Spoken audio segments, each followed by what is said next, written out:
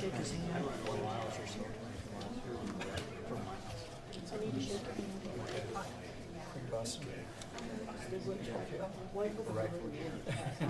Okay. I know. Okay, it's a couple minutes after 9. Folks got here on time. Welcome to our February meeting. Kirk was telling me that our intranet says that there's going to be an early monitoring season for the NPCA, so I guess that means that, what is the groundhog saw his shadow? Didn't see his shadow. No, we use it to plan our monitoring. That's how high tech we are. Yeah.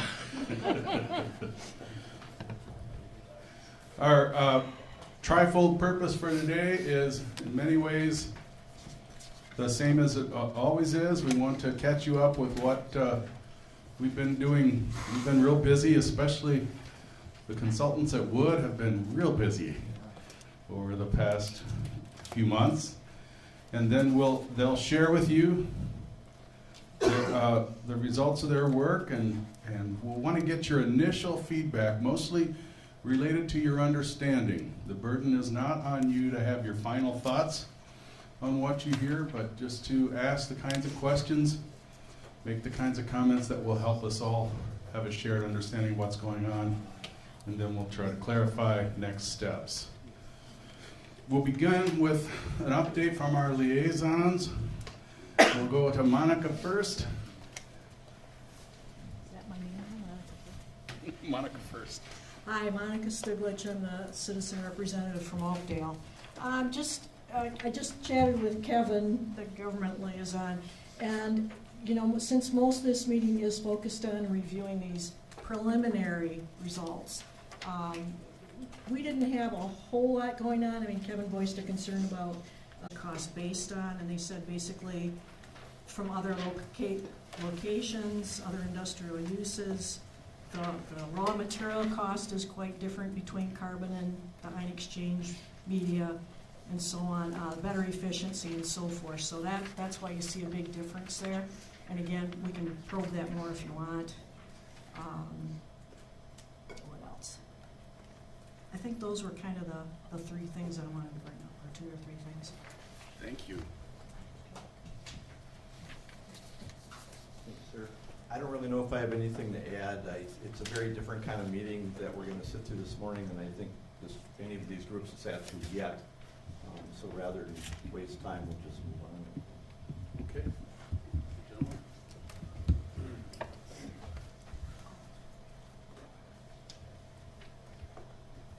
All right, we're going to be pretty stringent on sending the mics around. This is being taped. I want to make sure we get this, everyone can hear everyone.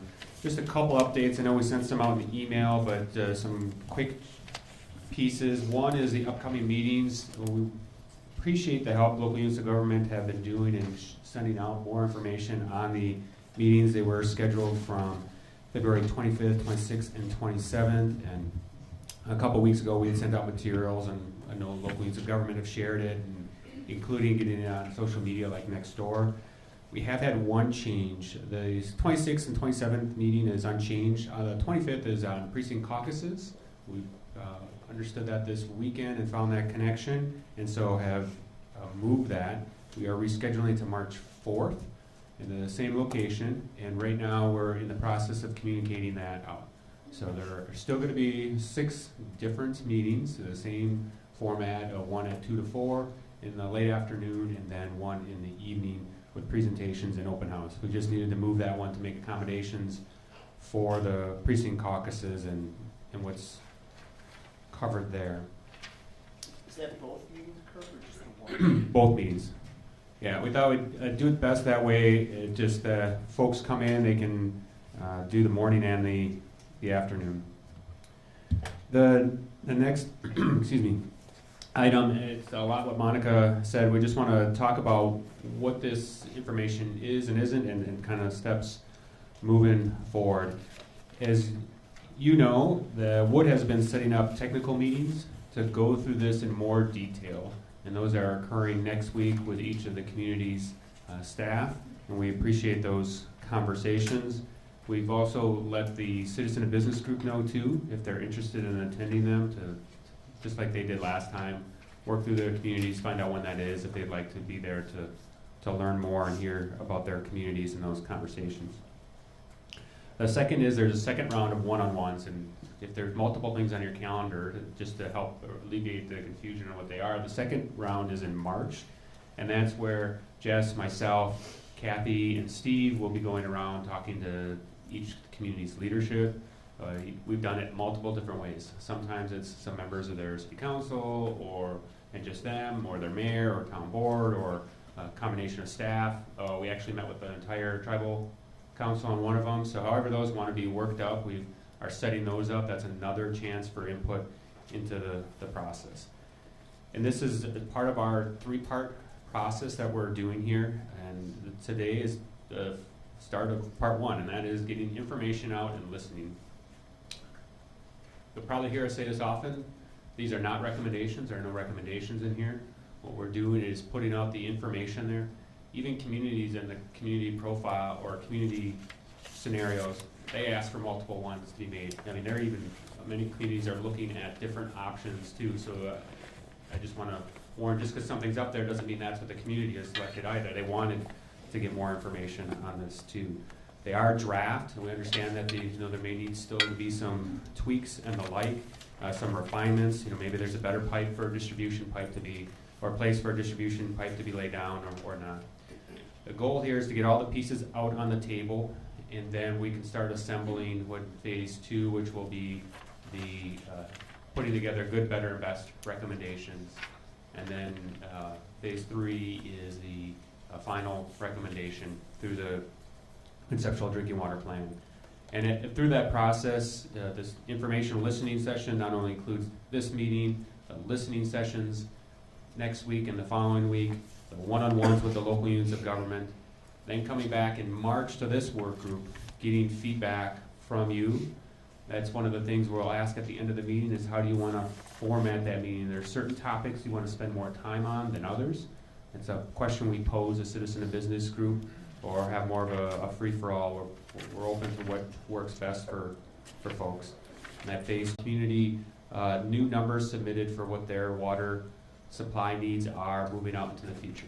And so that is something that is just highlighted very briefly in this document. We're going to need to have more conversations on that. Part of that process we've laid out is to have SG1 have a conversation on that, to see if there are others early on at the... Trying to work at keeping ourselves honest and one another honest about acronyms today, because we are integrating some new folks and reintegrating, and memories for old people like me sometimes fade. We invite you and encourage you to help us do that too. If we end up using some initials that you're not recalling what they stand for, or you're not clear about what they mean, let's establish that on the front end, especially when this is being televised. Any questions for Kirk or Jess based on what you've heard so far?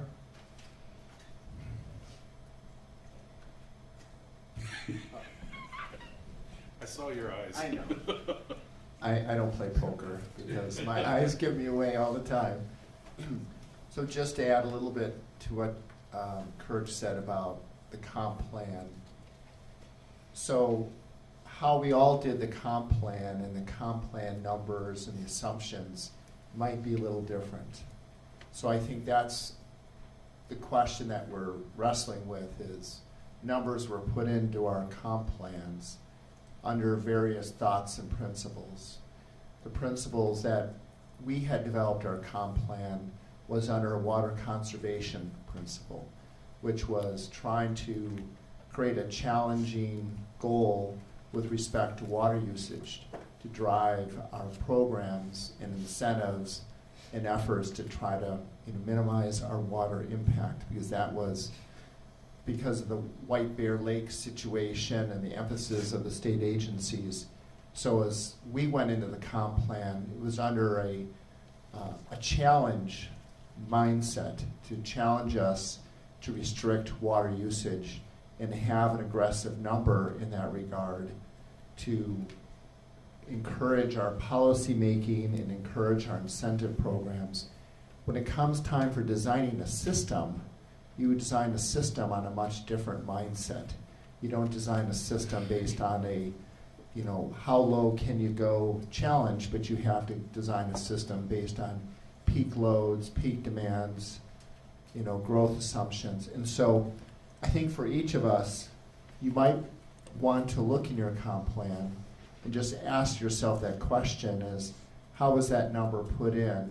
Was it put in as sort of a maximum, high bar, full system, or was it put in, as we frankly did, as a policy motivator toward incenting and driving water conservation, but certainly not in any way to use as a system design number, because that's a whole different philosophy. And I think that's the transition that we're having, is the system design number is a different number than the water conservation challenge number that we put in the comp plan. So if you were just sort of wondering what is the background, that's the background from our standpoint.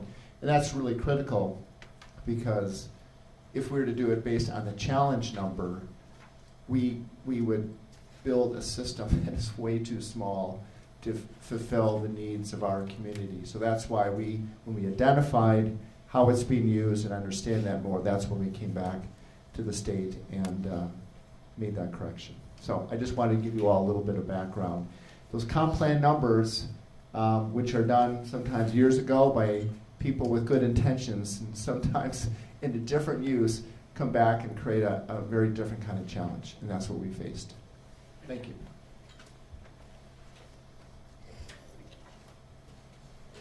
Looks like Shalene from Wood Consulting is up next.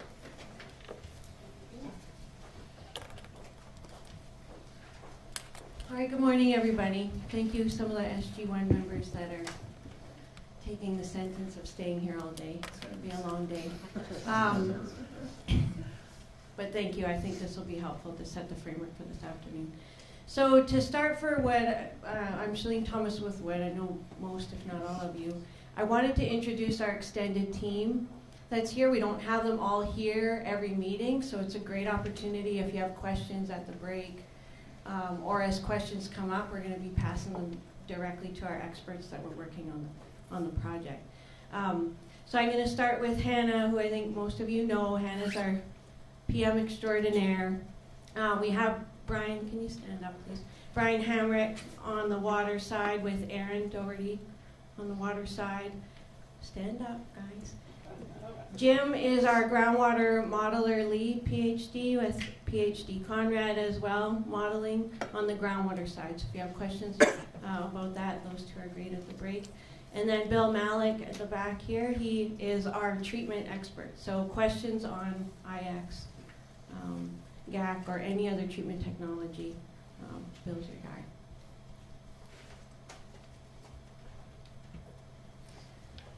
So we're trying to take a little bit different of a take here. There's a lot of information to take in, and we've been providing things piecemeal and very compartmentalized, where here's the groundwater model, here's the drinking water model.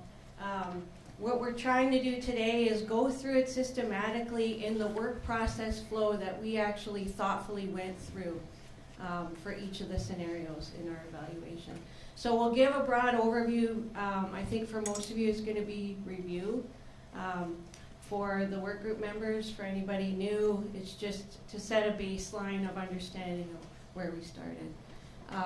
Then we'll go through each of the different scenarios. So as Kirk mentioned, our goal was to take the factual information and do an analysis and present it back to you so that you could see all of the options. We had some questions yesterday. Well, if that one never worked with the groundwater model, it's not feasible, why are we talking about it? I don't want to hear about it. But ultimately, the goal is to show that to you, every option that we evaluated, so you can effectively communicate back to your stakeholders. If a question comes up and it's, why wasn't that looked at? We did look at it and it was not effective, and here's why. So those are just considerations as we're going through each of the scenarios. A couple rules of engagement. So we do want collaboration, we do want feedback, we do want questions, because this is higher level. We do have intend to have a deep dive this afternoon. We want to try and make it effective for the group as a whole. Hannah's handing out some sticky notes. So we want to keep that flow and dialogue going, but at the same time try to get through all the material. So what we do ask is that as you have questions, to write them down on your sticky notes as a way of, one, remembering that you had the question, two, for us to manage the questions, and three, for us to try and catalog them up here. We're trying to thematically across the 3 presentations understand what the thoughts are, what the questions are, so that when we meet with the communities, the LGUs next week one-on-one, we have that basis of understanding where maybe a specific community didn't have that question, but it came up thematically across the presentations. So I put this up here at the break or at the end of the presentation. If you have questions written down, I'd invite you to put them in here if they're about a specific scenario. They're technical questions about wood scope. Put them on this side. They don't fit anywhere, put them in the other category. Non-technical might be related to co-trustee evaluation, strategic policy decision making, anything about the process that's not necessarily wood scope. Put them on the other side. After we go through each of the scenarios, we're going to have a pause, a stop sign pause slide. It's not a break. It's a moment to take a breath, say, okay, is there anything that no one's understanding, anything we really need to cover before we move on into the next scenario. So know that we will have those opportunities for breaks. One other quick thing, and this is not to call anybody out because it was somewhat of a novel, the information that we passed out for review prior to the meetings, but I want to have an understanding amongst the work group who had a chance to actually look at the information, just so we can speak to the level of knowledge that you have. Did anybody have a chance to do a deep dive? Cursory review? Let's go cursory Yeah, review. we skim the surface. Good, okay, all right. All right, good. We'll speak to a higher level. Some of the questions that came out yesterday were in the 100-page appendix document, but we don't expect everybody to have that level of knowledge, so we want to just get a framework on that. You all have this ever-important table 7.2. As we go through each of the scenarios, we're going to start by each scenario. We had several alternatives. So those are iterations within that scenario. So one scenario, regional and sub-regional drinking water. We had different iterations. The costs are on here. They're identified by the left-hand column. And then also around the room, and our team, as they come up to present that results information, they'll point out, I'm referring to this map or that map. You have time at the break to look at the map or after the presentation, but difficult to see from your seat. So just know so that if there's a question that comes up, you know which map to go to.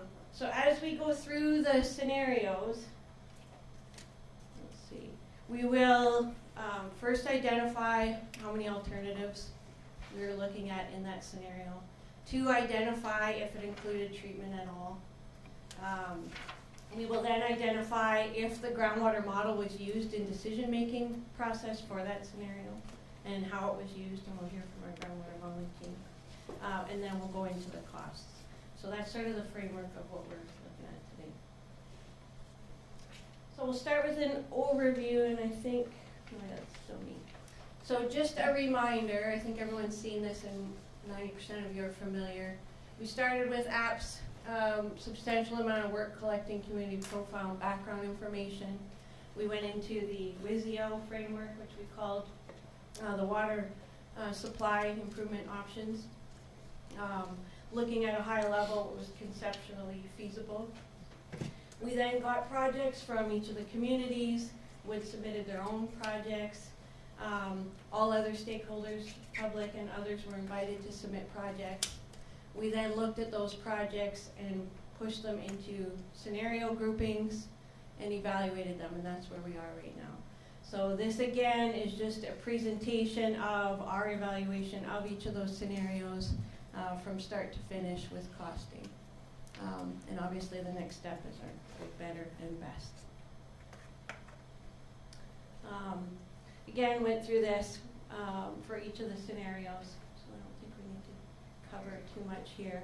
I think one thing to note, when we looked at the feasibility of the scenario, this came out yesterday, cost is not the only factor, it is a factor. We are not tasked with looking at those priority 1 criteria that you all worked hard to develop with the co-trustees and that they will be using for their evaluation of good, better, best.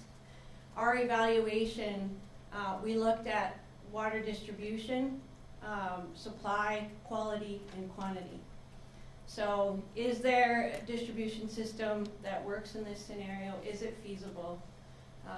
Is it feasible from a water quantity perspective, so that where the groundwater model came in, can you physically get that much out of the aquifer with this scenario? And then quality. Will contamination be getting to those wells in that specific scenario? And that was using the groundwater model.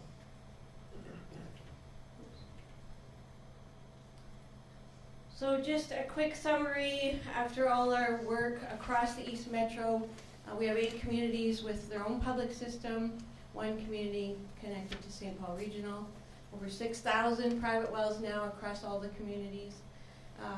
Population and water demand is expected to grow. It was already spoken to by Clint, Kirk. Population growth in the Met Council data that we did use for our analysis, growth by 28%, demand by over 18% from the numbers we're using now. And again, that may be reevaluated with your new information and other communities if they feel the need to do the same. As we were going through this with the co-trustees, some other key things that came up that weren't necessarily considerations but likely should be considered on water quantity and quality considerations, the TCE plume, White Bear Lake was another one. What was that? Valley Stream. And Trout Brook. I keep wanting to mix those up. But so there's other things that came up when we first presented it to them, so we anticipate the same thing will happen here. So please bring those up as items if you see them or they come up to you. There might be other analysis that we need to do. This came up yesterday, earlier in the earlier, it was a question before we actually had it in our presentation, so we brought it up to the front. Of our treatment scenarios, we do have one, of our different scenarios, we do have one that's called the treatment scenario. And of course, within every scenario, we're looking at comparison against a health index. We haven't ever, I don't think, really presented this clearly to everybody, so we wanted to do it here. A health risk index, or an HI. Those are numbers that are developed by the Department of Health. They're based on the health risk limits or the health-based values. Those are in effect the same thing, it's just a matter of what formal process they've gone through. And each of these 5 different PFAS compounds actually have health risk values. So these are values that are considered if this concentration is in drinking water and a population is exposed to that concentration, there's a potential for chronic risk. So the HI is actually a calculation where you take the concentration over those criteria to come up with an HI value. Standard process for Department of Health for any given contaminant that has, or contaminants that have a same target endpoint, liver, kidney, whatever, go through a similar calculation. So this is not just a PFAS specific situation. And that's everywhere across the state for any given site. So we'll talk through how we use the HI through our scenarios and why. Questions? That's just a background. Is there any thoughts on this? So as you know, the chart here is to illustrate how that number has changed And these two that are highlighted here, actually after 2017, April of last year, these new values came up for PFOS and PFHXS. So one notable thing is PFHXS actually moved higher. PFOS went lower, so it wasn't all bad news. Any questions on that before I move on? The other quick thing I'd note about HI, we use the HI to try and evaluate what wells from a municipal or a private well situation require treatment. This is not a design criteria where we're defining how much that system will be, how it will be used, and what your design criteria for cleanup are for that specific system. It's just to evaluate how big of a net do we have to draw to evaluate who needs treatment. All right, so now we'll get into the models. We'll start with Brian, and just quickly, a couple slides on what the drinking water and groundwater model are. Then we'll get into scenarios. All right, thank you, Shailene. This whole process started back in last year, I believe it was started by APT, started gathering all the community profile information for all the individual communities, including the water supply plans. We then followed up with the individual LGUs via either the SG1 or doing SharePoint to gather and exchange those model files. And then there was a bunch of RFIs and phone calls and a lot of communication going back and forth along the way. Then back last summer, we really started meeting one-on-one with everybody to really try and gain an understanding of their water systems, and also the ones that already have a water supply system installed. And then as we move forward, there's always a feedback loop, bouncing ideas back and forth. We saw these pressures over here. Does that match what you actually see in your system? And overall, we had about, for the existing systems, about 800 miles of pipe, there's about 50 wells, 25 tanks, and 6 pump stations that were all integrated into the WaterCAD model.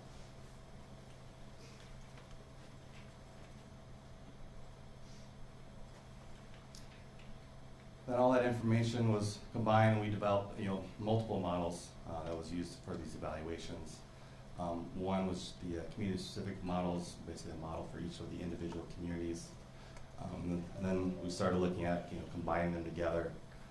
For the integrated, we really looked at kind of geographical regions for potential interconnects between the different water systems. Did one for Prairie Island, West Lakeland, and Lakeland. We did another one then for Oakdale, Lake Elmo, and Woodbury, and also Great Cloud Island, St. Paul Park, and Cottage Grove. And you'll see some of the results from those later on in the presentation.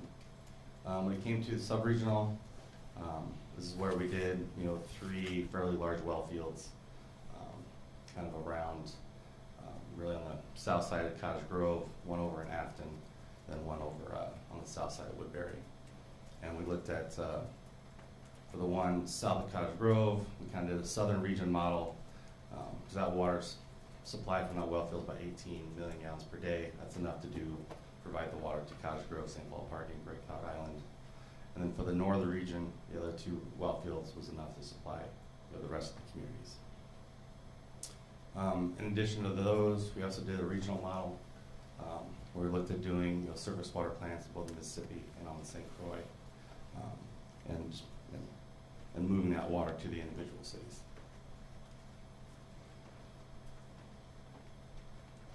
All right, Jim? Thank you, Brian. Can everyone hear me? Pretty good? Okay. So keep the mic closer to your mouth. Closer, sorry. All right, for the groundwater model, started this whole journey probably last April. I believe the first thing we did was come into this group and start talking about things that a groundwater model could do, what are some of the objectives that we could set, and then we started to take those objectives that once they were decided upon and start building the conceptual site model, which is kind of how we view the world that we're working in here for East Metro, and then building the numerical model based off that conceptual site model. So along the way, we collected quite a bit of data from a number of different sources, and this is just a small subset of who we've actually got data from. But MGS, MDH, NPCA, DNR, Net Council. We even took some data from USGS for various inputs to the model, kind of aggregated all of this and brought it into the model as a series of inputs to the model. Geology and the model layers were actually obtained from MGS. We worked very closely with Tommy Runkle at MGS and Bob Tipping before he moved over to the health department. He was very instrumental in helping us out, and Julia as well, who was on Tony Runkle's staff. The geological flow characteristics across the East Metro area, we looked at things like groundwater maps that have been published. We used our model and kind of calibrated and compared that to existing groundwater contours and groundwater flow maps.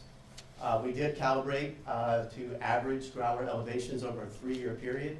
That period would be from 2016 to 2018.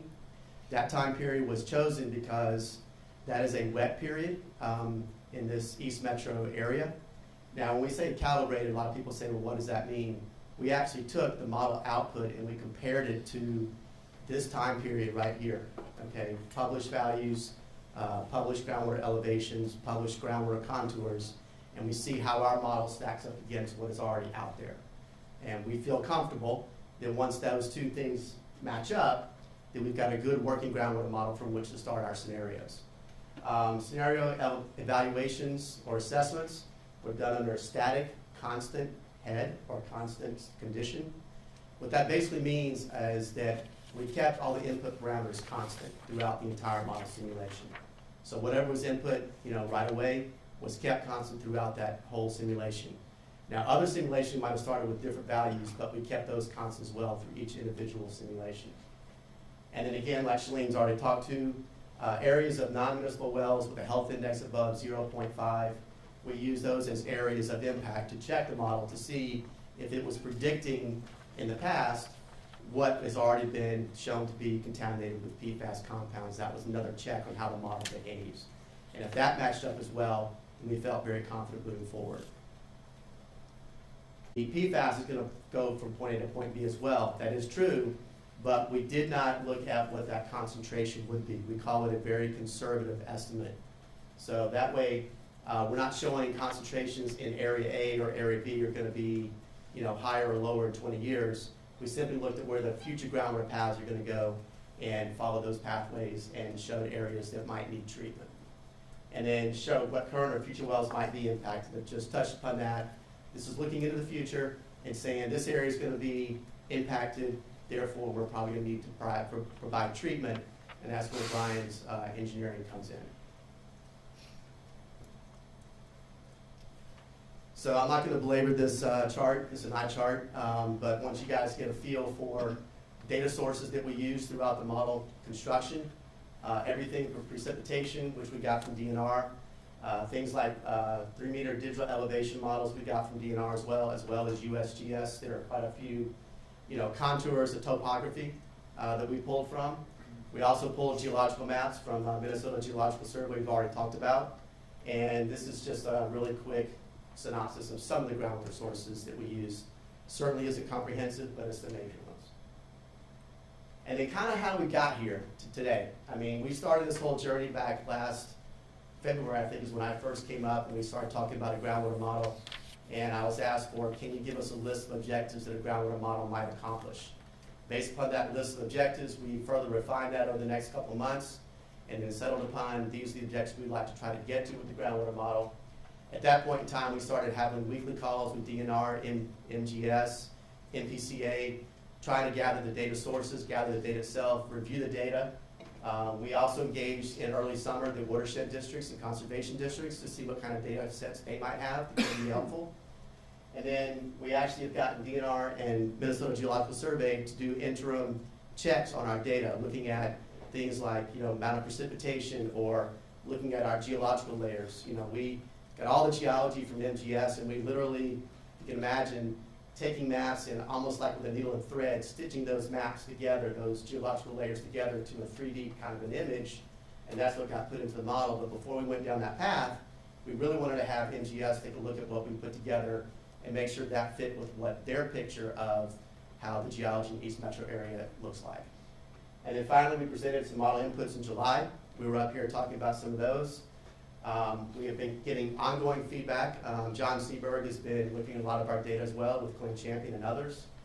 And finally, we're at the point where we're doing model predictions, and we already have a few ideas for future refinement of the model, which we'll go over in the next steps at the end of the presentation. I guess that's Questions? questions. Knows a lot real quick. I apologize. Am I supposed to ask our questions now, or we put them up there? They're going to right now. Do You- you want to you say? I kinda- didn't know if we're supposed to put them on Well, the post-its and save them for later. We're doing a little of both. Okay. We got a lot to cover, but if you have a question along the way that you think will help clarify things for folks, you can also post them for things to get to later. So Well, maybe my only clarifying question, I guess, is why did you choose to just look at the 2016 to 2019 or 2018, whatever it was? 2018. You know, it seems like a very narrow time period and the wettest, as opposed to using a longer time period and kind of averaging that out. Well, part of it comes down to what data we had available. That was the most populated part of the record that we had. The 2016 and 2018 is what we call a wet period, where you have higher than normal precipitation, therefore you have higher than normal groundwater elevations in a lot of the aquifers around the area. That is also the predicted climatological condition over the next 20 years, so that was a better match. We could have looked at, and we did look at some drought conditions. So we actually chose the 2006 to 2009 time period, which was a little bit of a dry condition. One of the things we had considered early on was going as far back as the 1920s when there was the Dust Bowl sort of drought condition. The problem with that was we didn't have really enough data from that time period and that condition to be able to, I guess, realistically put it into the model and have it give us a realistic prediction, because there just wasn't a lot of data going back that far in time. Does that answer your question? Okay. So you've put a lot of work into the model and can see its complexity and its various aspects. And now we have the list of potential solutions through the 7.2 document. So can you share with us how the work on the model that you did impacted the modeling and cost results, and how this document was developed, and one step further, how it's going to inform good, better, or best? So I think I'll look to Brian for a little bit of input here, but I'll try to address the question.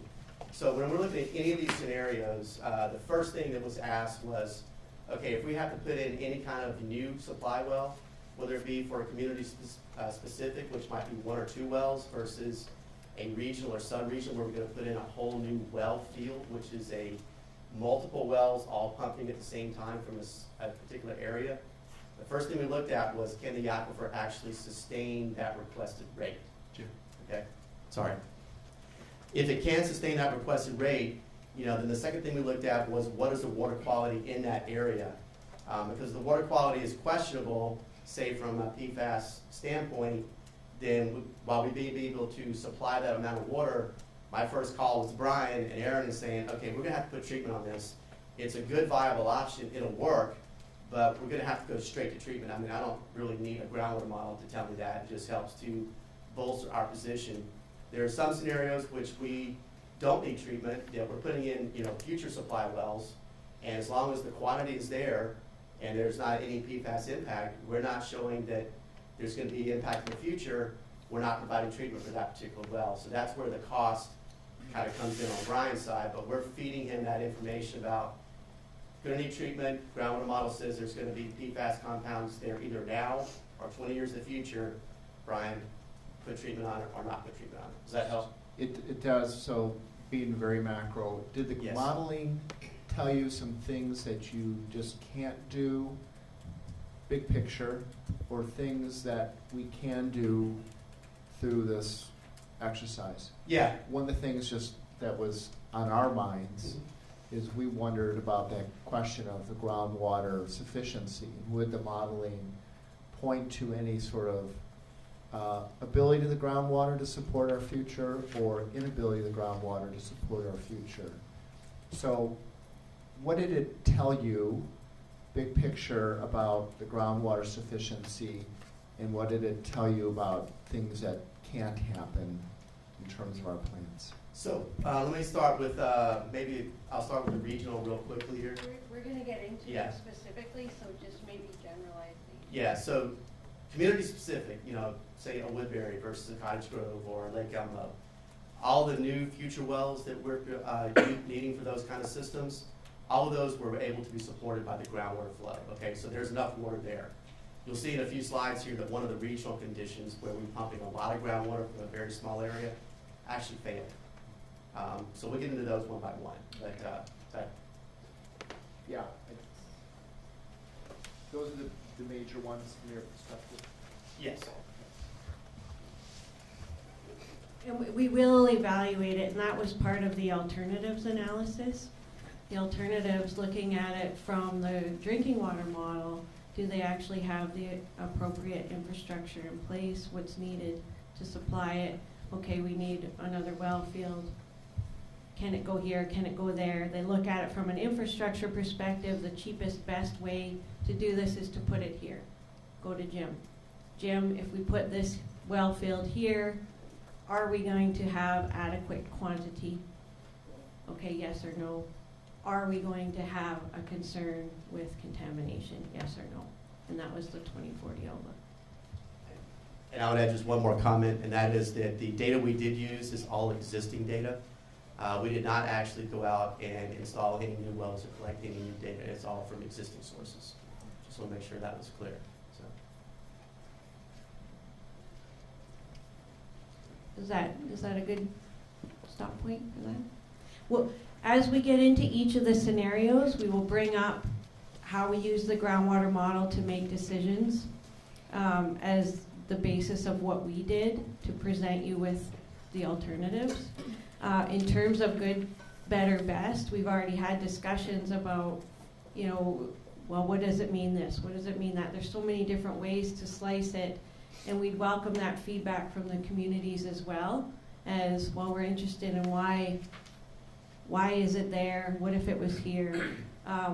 We need to try and consider it holistically. So the model is a tool for that through the process, not just now.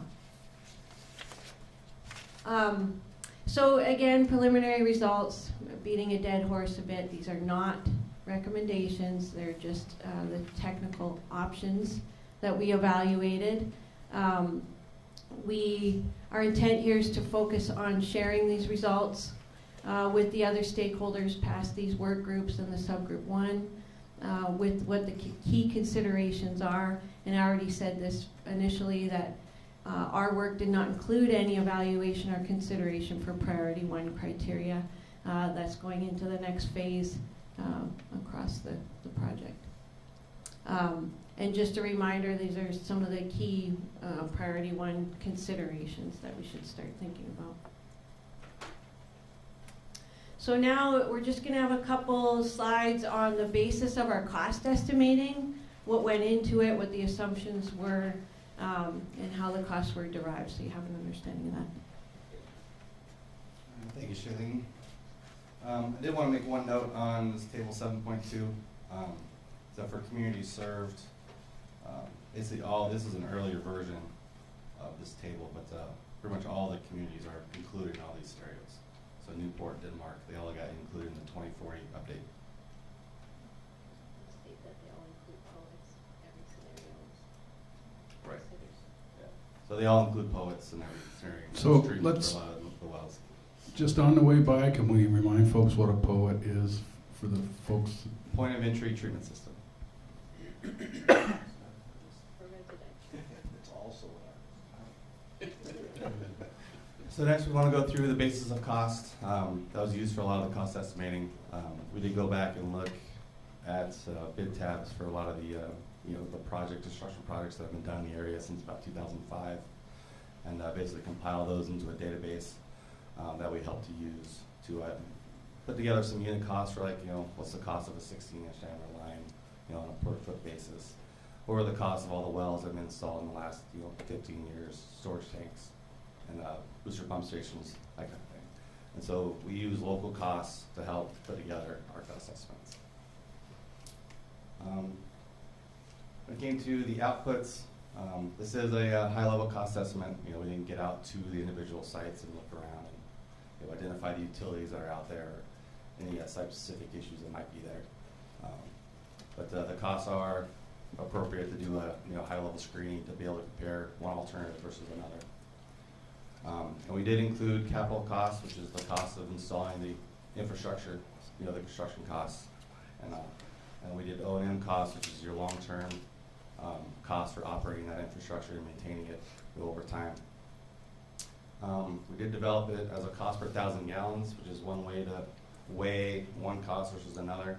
This is how much water it provides. That was the cost for that water. And that's one metric you can use to help, you know, look at them and compare them between each other. We did include contingencies, so there's about a 20% contingency in all those costs. That helps cover any unknowns that might be out there. And we also did account for inflation at about 3% moving forward.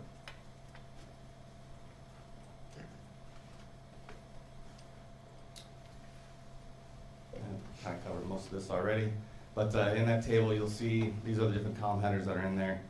Community served, this is which communities receive water, and these scenarios do cover all the communities.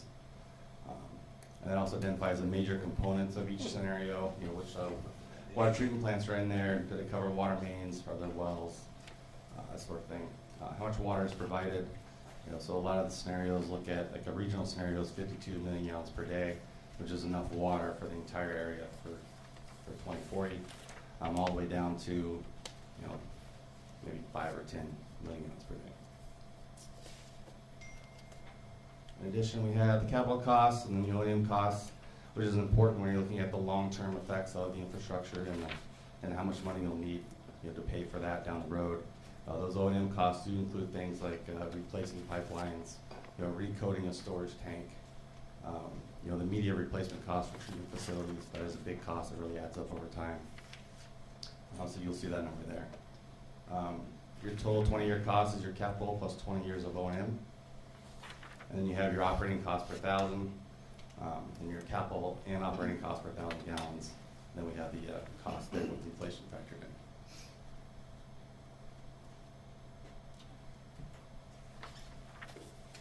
All right. Do we have any questions on what we've covered so far, either on the models, groundwater models, the costs?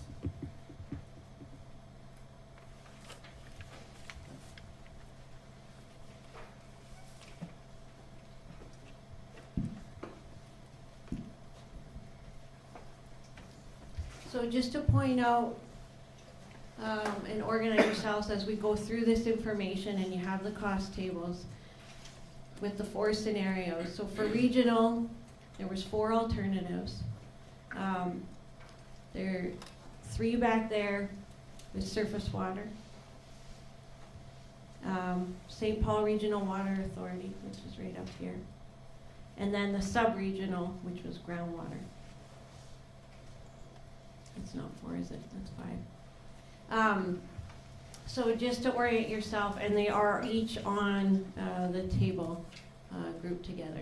For treatment, it was again looking at treating everything in a current situation of just putting on treatment where there's contamination. It includes irrigation and commercial wells. The treatment figure is back here. Community specific right here. That's where we took all of the projects from each of the communities, and we're going to go through them one by one. So we have a slide on each and every community talking through what they requested, what the cost outcome of that was, and what were the assumptions and the analysis that went into it.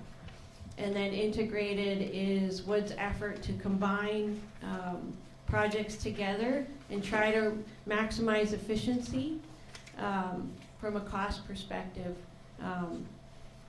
across the community-specific projects. So just to reiterate for each one, and to some of the questions before of how the groundwater model was used, we will be going through, first of all, was additional infrastructure needed for that specific alternative in that scenario? And if so, what infrastructure was needed? If we needed additional infrastructure, where was it going to be placed? That shows on the map. what is the impact then once that infrastructure is placed? Is there enough water, and does it require treatment? Which were the two questions that the groundwater model asked on quantity and quality. So, when we were simulating conditions for each of the scenarios, we did sort of two main questions, simulating the conditions when all the municipal wells are turned off. So we assumed that was the case when we had a regional option where we're going to supply the whole East Metro with that one regional option, whether it be a surface water plant, St. Paul Regional. We turn all the wells off and then see what the impact would be. For the other one, we looked at simulating the placement of new municipal wells or well fields across East Metro, and that happened in the handful of cases here. So for the groundwater sub-regional, if we put in, well fields, what was the impact? And then community-specific and integrated, looking at specific communities.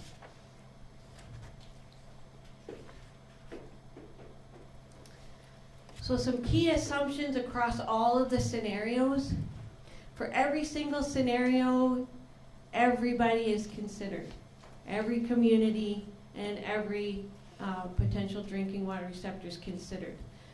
So for the regional, where we don't speak about all of those that are on GACs, we do have a footnote identifying for every single residential well, we considered point of entry treatment systems using granular activated carbon. For all of the wells selected for treatment, it was based on an HI greater than 0.5. We did this except for the treatment and community-specific scenarios, which we will get into. For the treatment scenario, we looked at a range from let's treat everything if it's above 0. In other words, there's a detection of one of those 5 PFAS compounds, all the way up to the HI of 1. And then for community-specific, we had certain communities request that we evaluate specific HI, so that's what we did for those communities. So we'll get into those. For the groundwater model, we used to determine potential 2040 PFAS impacts. So in other words, based on the water that was needed in 2040, was there going to be potential PFAS impact? That's a yes/no question. So that wasn't, as Jim said, we couldn't predict concentrations in those cases. So if we could predict that the groundwater particle that's contaminated now is going to move to that location by 2040, we assumed it needed treatment. We assumed that anything that's impacted now for these scenarios would still be impacted in 2040. So it would still need treatment in 2040. There wasn't any situation where we assumed otherwise. The point of entry treatments for the residential well counts, we conservatively included a handful of other well types. When we looked at the well counts from the sources we had several situations where there was wells identified in the database, but it was blank or there was an unknown well type. We assumed it to be residential. So we are certain that that's a conservative estimate of the actual residential wells that will need treatment. Any questions before we start moving into the scenarios? No? Anybody need coffee?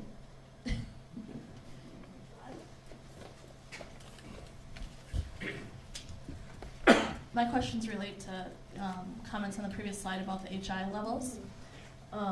You had said that the 0.5 was used in all the scenarios except for the one community that wanted more. The report actually says for the regional zone that it was at 0.75, so that was one of the questions there didn't seem to be consistency across the models as far as which HI level we were using. Yeah, I believe you're correct on the regional. I think that was at 0.75. That was one of the first ones that we did. So that was what that was done at. And then down the road, we decided 0.5 would be more suitable for most of the scenarios. Do you want to explain the basis of 0.75 from a general, when you're doing infrastructure projects? In general, most communities will do treatment up to about 80%, 75% of what the maximum contaminant level is. So that's where that 0.75 came from initially, because you want to have a little bit of buffer between what you treat to and what the HI value is. That's a discrepancy we need to fix. Thank you. And then my second question on that is, we all know that Clint's been advocating for the 0, so it didn't surprise me to see that for Woodbury, but I certainly don't remember saying that we wanted the 0.5, so how did you decide that every other community is the 0.5 rather than having the consistency across communities and all going with 0 or whatever number? It seemed odd to me that we had different rules for different communities. I think in general, we thought the 0.5 is a more reasonable approach for all the communities. I think 0 probably captures, it captures everybody. And in the treatment scenario, it does show all the differences for the individual communities from 0 to 0.5 to 1, 0.75. So all the information is there. That's just the numbers we used for the treatment and community. I would add, when that came up, we did discuss it, because it does seem like an inequity in terms of, well, just because they asked for it, well, they asked for it, we'll ask for it too. We were just trying to get to the point of what was requested and do what was requested, period. As we move forward and try to evaluate the different options further, we'll be looking at consistency, and I think that's part of the criteria. So it's duly noted. This is a little bit of a non sequitur question, but the water that comes Rated against the health index, it's a surface water discharge through an NPDES permit, and it's not a drinking water source, so we have to compare the health index values. Because the discharge is again treated with carbon. I mean, so basically it's treated with a large carbon facility prior to use, using the plant, and another carbon treatment system as part of the wastewater discharge. And I believe it was designed at one time, I know there was the draft permit out for the renewal of NPDES requirements. It was going to meet that, basically that surface water criteria for that pool in the Mississippi, which was much lower than I think even the HRL. From my understanding, Jennifer, you might recall, it was like it was done at 7 parts per trillion or something like that. 11. Okay, so I mean it's lower than even so for PFOS.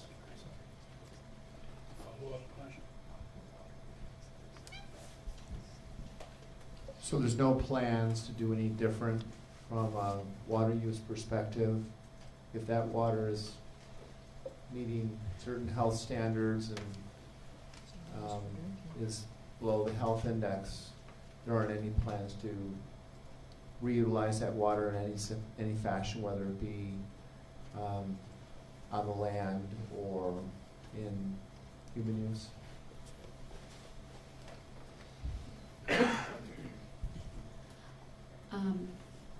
We haven't looked at reuse of the Cottage Grove water. We're evaluating maybe at Woodbury might be more appropriate solution for if we wanted to reuse that water or re-inject.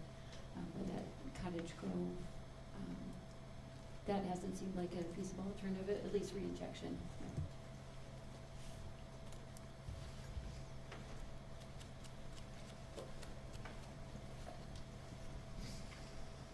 Clint, to that question too, it's not in these numbers, but it is something we can have further conversations as another part of priority 1 in terms of water and SG2, the supplement 2. Yeah. So. I just wanted to briefly say, Kirk can correct me, yesterday he wanted to remind you, I heard the word solutions to talk about these scenarios, and that these are potential solutions, and my understanding that it's not entirely accurate. That this relates to Christina's point too, is that there's going to be negotiation and conversation and some kind of patchwork result that isn't necessarily as broad as these general scenarios, and so that's when communities can talk about levels and that sort of thing, and there's still a lot of room for change here, right? Yeah, we see these as the pieces out on the table, and they can be assembled in different ways.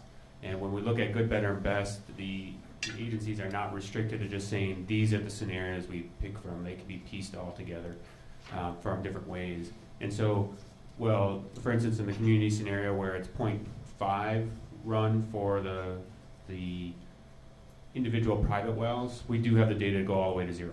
And so those can be packaged together in different cost structures to get looked at. The one other issue too, we're about to see some charts with just numbers and dollars and cents, and I think this is more for the wider audience too, is that these decisions are not just on dollars and cents that we see here. As has been mentioned, we have the priority criteria that need to be applied to that look at a lot of other things. And so I just don't, as the public looks at this too, this isn't a simple question of, well, this one's cheaper than that. As we all know, as we're working together to put that together criteria, there's more considerations that are beyond dollars and cents to be brought into that conversation. Right, next we'll go over the regional scenario. And the regional scenario consists of both a surface water option and also looking at large well fields for a groundwater option. And the reasons for these, and they were sized appropriately to provide water for the entire area. 52 MGD, million gallons per day, which is enough for the 2040 projected water usage. A couple of reasons for considering kind of a regional approach is that there are cost savings through doing centralized treatment. You know, instead of doing treatment for individual wells or putting on every single residence, there are potential for pretty significant cost savings over the long run when you do have those bigger treatment facilities. When it comes to availability of surface water, I think what we need for our area is a very tiny fraction of what's going through the Mississippi, so that water is available. And you also have the potential for lower treatment costs. It is cheaper to treat surface water than it is to do groundwater.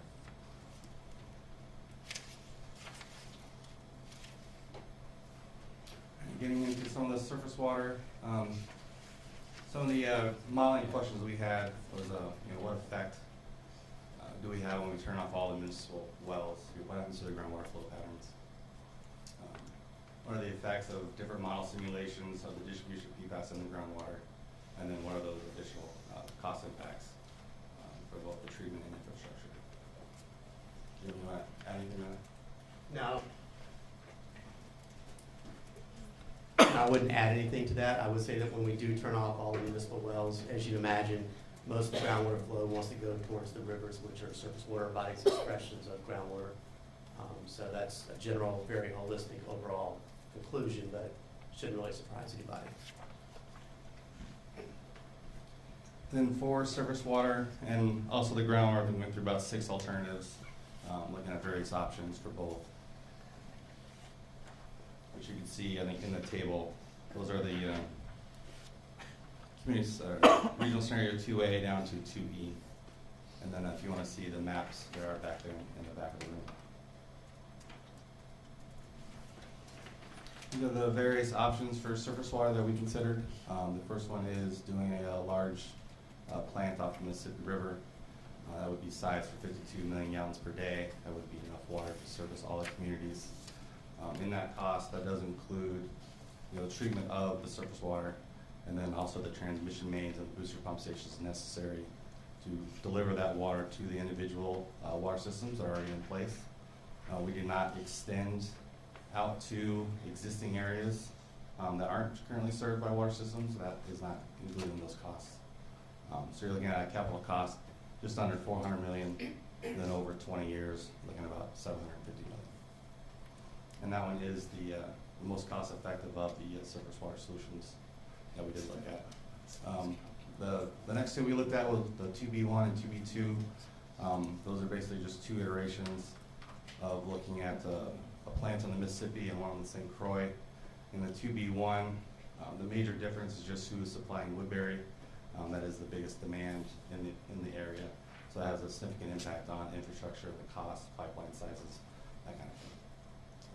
You see in 2B1, that consisted of about 44 million gallons per day plant on the Mississippi, and that would serve Cottage Grove, Great Clyde Island, Newport, Oakdale, St. Paul Park, and Woodbury. And then we had an 8.5 MGD plant on the St. Croix, which is enough to serve Afton, Denmark, Lake Elmo, Lakeland, and the Indian community, and then West Lakeland. That one cost a little bit more than the first one, about $415 million for the capital cost, and then $800 million for 20 years. And then the next iteration of that one kind of balanced out the two surface water plants about the same size. You have 24 million gallon plant in Mississippi, 28 on the St. Croix, and that actually ended up a little bit higher cost at the 422 and 828, or $1 million over 20 years. The third one is a little bit different from the first three, where we did look at extending St. Paul Regional Water from their existing plant, the McCarran plant, and bringing a pipeline about 5 miles over to our project area to feed the rest of all the existing communities. The capital cost was actually the cheapest of all four, but with their bulk water rates over 20 years, the costs really go up significantly. So overall, over a 20-year period, that was the most expensive by $140 million or so. And also, every one of these, we did include poets for the areas that currently aren't served by a water system. And there's about 1,400 overall that required new poet systems, and then including the ones that are already installed, it was 2,070 that we included for those annual O&M costs over a 20-year period.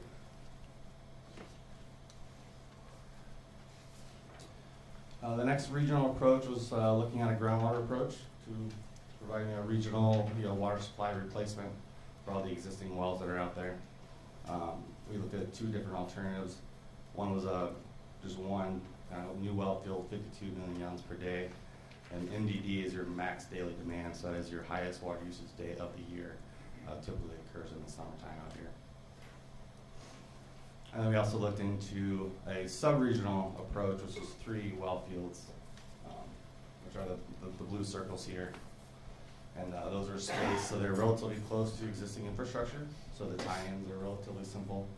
And then we spaced this one down here as it could feed, Cottage Grove, St. Paul Park, Great Cloud Island, and then these two here would feed Woodbury, everything north, over to Lakeland. And the two major questions for these are, is capacity available? Yes or no? And we did have the regional well field did fail in the groundwater model. There was not enough water available for that alternative.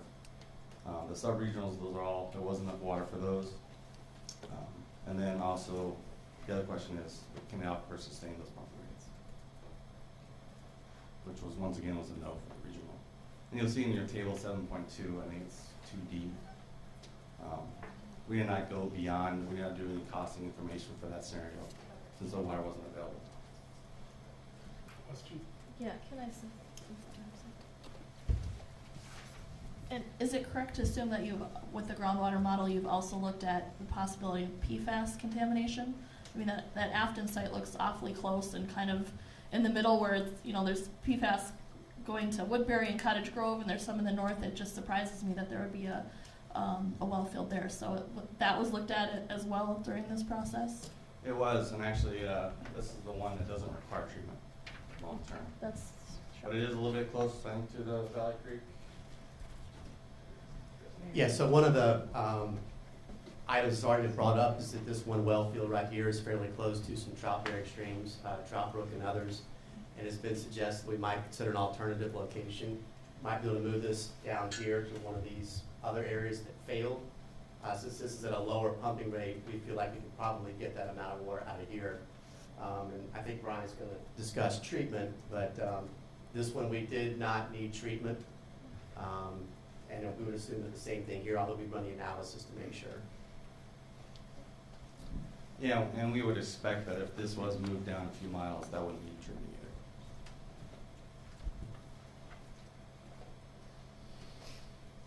either. So overall, for the cost for the various scenarios in the regional, we did have the new surface waters, about the cheapest of those. I think 3 alternatives we looked at was $751 million. The groundwater, and this is what's in your table 7.2, was $901 million. But the reason why we have one on the left and one on the right is that what's on the left is not apples to apples with the other scenarios, because in the groundwater, we didn't include extending water lines out to current areas that would need treatment. So that'd be like West Lakeland, we included a water system for them. Lake Elmo, and there were 16 neighborhoods that extended water mains out to them. And so if you take out extending services to other areas, this is more of an apples to apples comparison between the different scenarios. So you can see once you remove that, groundwater was the cheapest of the three, followed by surface water and then St. Paul Regional.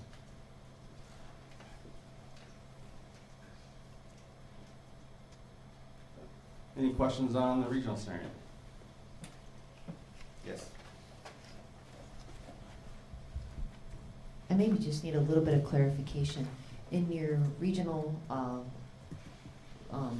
locations for your well fields, does your cost include the raw water piping and the piping that's necessary to connect to our systems in that value? I couldn't quite tell if that was in there or not. It does. Yeah, so I think that includes the well fields. The well fields consist of about 9 wells, so those would be spaced 500 to 1,000 feet apart. So we have the lines between the well fields. We have a size of about a 2 million gallon storage tank for some equalization at the plants. Then you have the treatment plant, the lines out to the community, and additional improvements as necessary.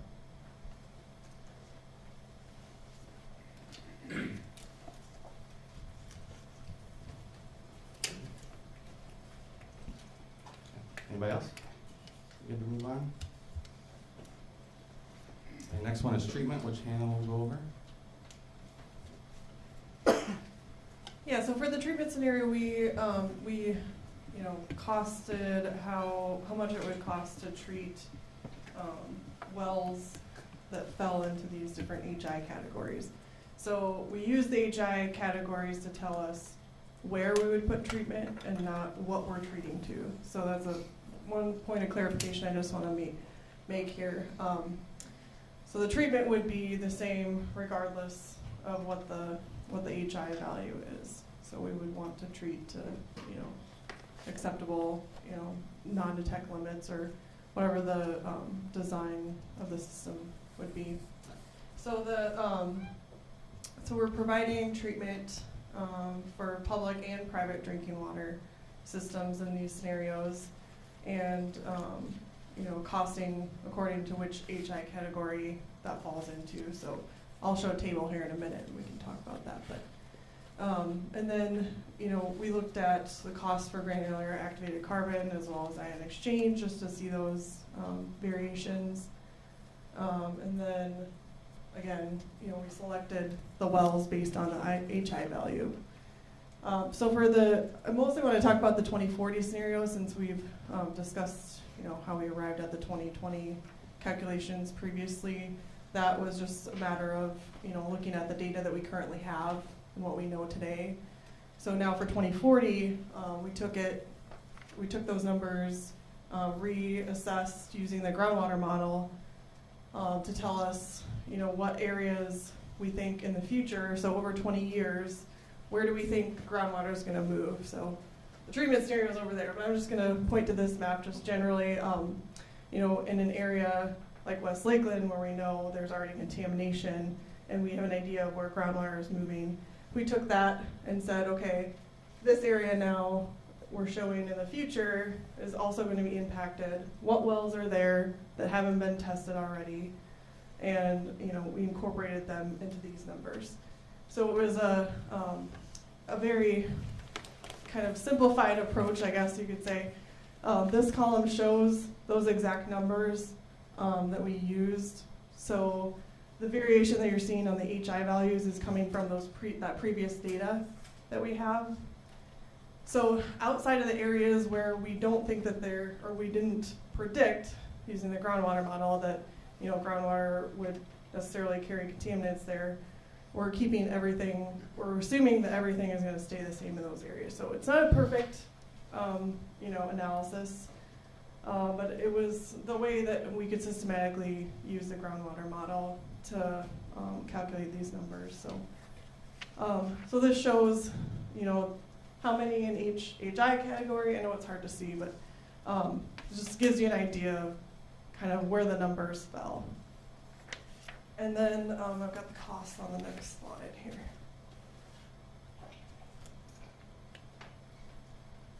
So obviously for, you know, the HI category of only treating all the wells above a health index of 1 is the cheapest. Those are the least amount of wells that you would treat. And then it just goes up from there all the way to treating everything that has an HI above 0. Any questions on that? I went through kind of like the process of the groundwater model kind of quickly, but maybe Jim could speak to that a little bit more. Good question. Easy question this time.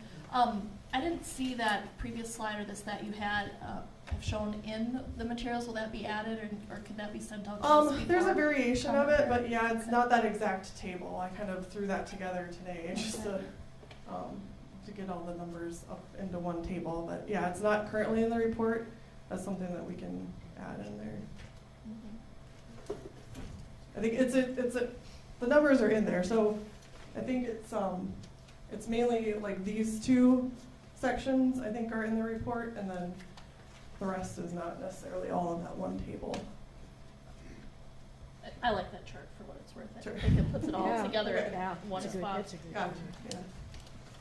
Hannah, the wells sampled on the left side there, and just again looking at my community, 15 above 1.0, 15 above 0.5. Are those folks on GAC then right now? And I'm using that as an example, I guess, for other communities. So, okay.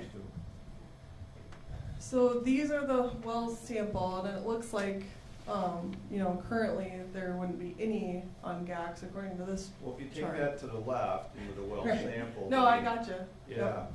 I mean, it looks like, and that, the sample D wells is 25 for Newport. I'm not sure what that means. Was that how many that Oh, were sampled, the sampled? D just carried around, sampled. Oh, all right, Yeah. sampled. So they sampled So 25. these are all the wells that are sampled, there were 25 sampled. They sampled about 20%, Yeah. and of the 20, 80% of the 20, and I'm grabbing at numbers now, it looks like they were exceeding, but none of them are on the treatment system. Is that Is it, or what I'm is this what you saying? predict for They were 24? likely connected to, but sure, Erin thinks she might have a, I think, so this goes back to the particle tracking that the groundwater model had done and predicting the wells that could be impacted. So those are looking at the wells down in that southwest corner that are close to Cottage Grove. So if we're looking at the 2040 scenario, those would be wells that would be potentially impacted. yeah, that's right. Well, that's the same group that later on, because I saw this yesterday, so like cheating. Later on, there's a neighborhood basically that ends up on GAC, and that you're telling me that's the southeast corner of the community. Yes, southeast, I'm sorry. Yeah, so this 15 is the same as this 15, essentially. But if I'm reading this right, aren't they exceeding right now? No, this is in 2040 they would exceed. 2040. Okay, all So right, this is I'm using the sorry. groundwater model, yeah, sorry. All right. I was getting myself confused there, I think, but. Well, I'm easy to So confuse, so these that's numbers include these numbers. And the variation you're seeing is strictly because of the sampling that we know today, so. Okay. So this 15 is in the future. This 32 is 15 plus the ones that we know of today that are outside of any areas that we added here. Okay, thank you. Could you just go to the previous slide, please? Sorry, one more. One more back. Pause. Oh, would you like to pause? Yes, I would, but it's the one where you showed ion exchange versus GAC. There we go. Oh, yes. So, am I to understand that ion exchange is a viable and approved treatment technology that the state will allow to occur? Not yet. So we're looking at it as something that's been used in other states, and we're anticipating that it may be approved in Minnesota for use for drinking water, but it has not as of yet. So help me out as we were looking at ion exchange versus GAC for the purposes of all of us moving forward. Do you anticipate ion exchange will be a viable option for us moving forward? Or is the process to approve ion exchange too far in the distance where we're not gonna, Carl we're is gonna back have to here. go into the GAC systems now because ion just a exchange will not be available in time. Carl is back here. Yeah, Lucas with the health department. Ion exchange hasn't been proposed to be used yet, so it's not been approved for Got that. an actual application. If that changes in the future, we will be taking a closer look at that. In addition to that, Cottage Grove is currently piloting ion exchange. So we're going to be taking a close look at the results from that pilot to see, ensure the treatment effectiveness. So my question is, for the purposes of our planning and choices and good, better, best, is ion exchange a viable option, or is that, do you anticipate it's just going to take too long through the approval process to get there? So it's a very viable option, and actually, we're going to be fast tracking it. So the first stage in approving a new treatment technology is piloting it and understanding how it works in waters for this particular area. So, I mean, I would envision that, we could potentially approve it as a concept. The pilot's supposed to be done when? Lucas? They were going for 12 months, but they're going to have some preliminary results before that. So. And so, Can you repeat what he said? So the preliminary results should be available soon, in the next few months. But I would be surprised if it wasn't approved, because in theory it works, but typically at the health department, what we do is sort of fine tune it and identify, okay, here's the speed bumps or the things that are going to be creating issues, and how do you address those specific items. So in theory, it should work, and we anticipated that it will. So. I had asked the question yesterday, and maybe we can get the answer again from our friend over there that's the treatment expert from Wood. What's the difference between the physical plant, between a GAC system and an ion exchange? Could, for instance, the existing Oakdale GAC system be converted to an ion exchange without a huge capital cost? Again, part of the cost efficiencies with ion exchange were smaller systems, greater throughput, fewer change-outs of the media. But could you take just specifically like the Oakdale system and convert it to ion exchange fairly readily? Yes, yeah, you absolutely could. I mean, the systems that are used for ion exchange and for carbon are virtually identical. The biggest difference is that the throughput for ion exchange is anywhere from double to 4 times what you can get through a GAC system. So you could convert a carbon system to an ion exchange system, get additional throughput or longer bed life, much longer bed life than you would for a carbon system. Is that? And that's based on experience with other drinking water systems. That's correct. There's a number of drinking water systems that are using ion exchange. There's been a lot of work that's been done to assess the capacity of ion exchange resins. In fact, I think most Purolite and Calagon and others have now developed models that they can predict the life of ion exchange resins in most water chemistries. Did you have a follow-up? No. So we could build carbon. I mean, the effectiveness is going to be comparable, so they'll achieve similar affluent results in terms of the water quality, the drinking water quality out of the system.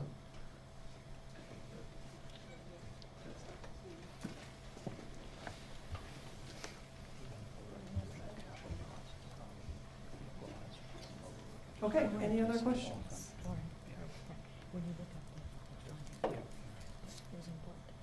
Okay. We have our nice pause here, and I think it's a great time for a break, unless anybody feels differently. 10-minute break. Oh, okay. What questions do we have from the public or comments?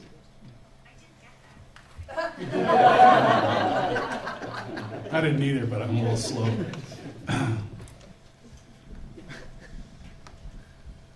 I'm not the public, but can you go back to the slide that ion exchange versus carbon. Again, Lucas from the health department. One of the things I noticed in the 100-page document that I did get a chance to kind of browse through, at least, Monica already pointed this out, but you can see there's a big discrepancy between the O&M costs for these two. And I think I kind of figured out what that's due to. The GAC costs are for O&M are based on Oakdale's changeouts. Oakdale's PFAS levels are about at least 10 times higher than anything in these other communities that are going to be treating for PFAS, Woodbury, Cottage Grove even. So Oakdale's changing out lead filters every about 6 months. They're changing out all their carbon probably about once a year.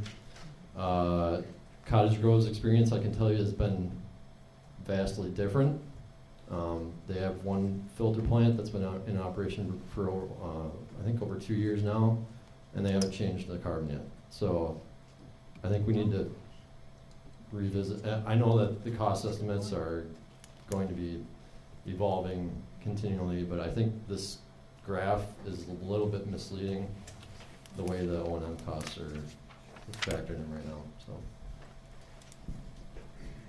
Yeah, I think the one point to keep in mind is that we've made the operating cost relative. So for if the carbon operating costs, those are relative. So if the carbon costs go down, then you're going to see the ion exchange operating costs go down as well, because they're basically linked based on relative usage. So Oakdale's replacement, if you're basing the O&M for the GAC changeouts on Oakdale's replacement cost per year, that's based on what they're replacing their carbon per year for and how much they're paying for that. And if they're replacing their carbon for their whole water treatment plant every year, as opposed to a different community that doesn't have the kind of PFAS levels in their source water that Oakdale does, so they don't have to change out as much, your O&M costs are going to go down a lot based on that for a lot of these other communities that don't have those levels of PFAS in those levels. So that was kind of the point I wanted to bring up. Is I think the change out frequencies are going to be vastly different for a lot of these other communities. Yeah, I agree with that. Yeah. Yeah, thank you. I just have a point of clarification that I thought I just heard when Monica asked the question about effectiveness between GAC and ion exchange. I heard it was similar, but I thought I recall hearing that GAC is not as effective as removing the short chain PFCs or PFASs. And I just want to clarify that I thought I heard ion exchange is actually better at removing the short chain PFAS molecules. That you're correct on that. There is a difference when you get to short chain PFAS compounds. We've been mostly looking at the longer chains, but you're right. The short chains, it is more effective. Hi there, Mary Herleman, City of Woodbury. I have two questions. My first one, I'm wondering if when you talk about operating and maintenance, how was personnel figured into that? Because when I think about a regional treatment plant for surface water, for example, we have no staff. I mean, that isn't currently staffed or anything like that, where if we're adding on to our current groundwater systems, there'd be more personnel needed to manage the system, but it's not an entire new regional facility, and all the things in between. So that's question one. It's been a while since I did the cost estimate for the regional, but I believe we included 5 or 6 operators for the plants, 40 hours a week, like that. And an entire administration system to manage it, like supervisors and, okay. No. That would be a concern for me, particularly with a regional treatment plant. I don't know how we would manage it otherwise. All the bureaucracy, you're to set up that system, be it a private utility or owned by one of the communities here. Those are all different issues. so if we move in that direction, I just would ask that we look at that. It's significant. My second question is the Met Council I know has been questioning disposal a little bit.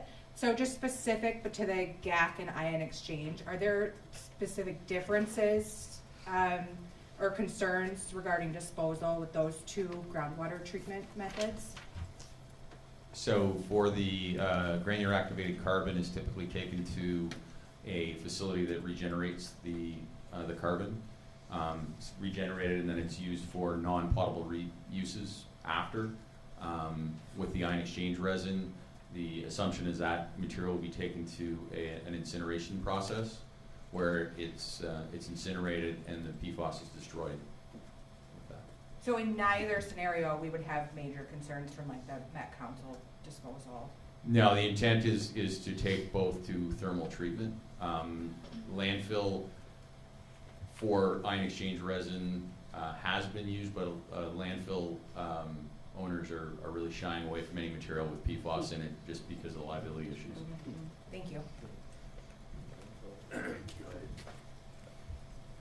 Other questions or comments from the public, or even Kevin? Sorry. It just occurred to me to ask, between ion exchange and GAC, if ion exchange ends up approved, and it certainly appears to be maybe a superior system based on this conversation, would it be available to the poets? Is there a singular home system? That's a great question. There is. Yeah. So there are POET systems that are available. One of the discussions that we've had with Culligan on some of the other systems that we're working on is if you have systems that aren't operated for periods of time, that the resin can impart taste on that system. So for home-based systems where you've got the water that may be sitting overnight in the system, then you can get taste issues from the resin itself. It's nothing harmful, it's just that you get kind of a plasticky flavor to your water, not desirable. So then they wind up recommending carbon systems associated with that. At least that's been our experience that we've been presented with from Culligan.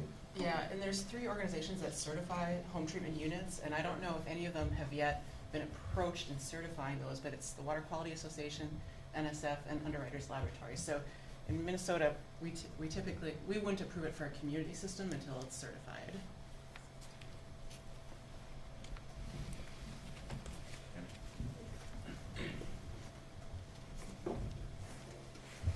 All right, 10-minute break.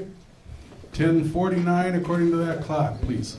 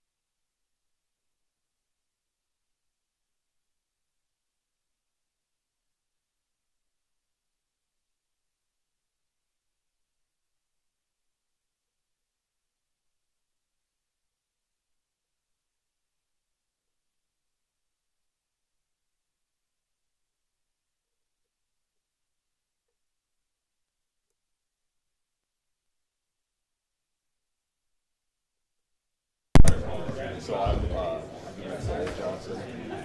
He's our president. Normally, I'm the back.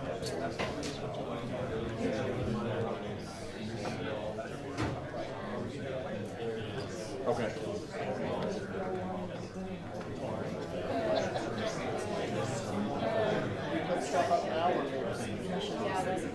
I'm sorry. Either way, Probably with Fred. Okay, folks, can we reconvene, please? To honor your time and to get through everything. Monica, you're going to have to give lessons. I heard you guys want to talk about. Wow. That was a wild question. That's our challenge, huh? Yeah, let's be done early. Run to my next meeting right away at 12:30 and because I've exceeded your number of questions. That's fine. I said you and I are both. It's those Woodbury people, like Jim.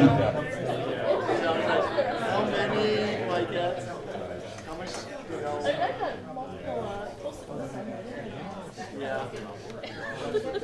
I know, I figured I'd just put them there.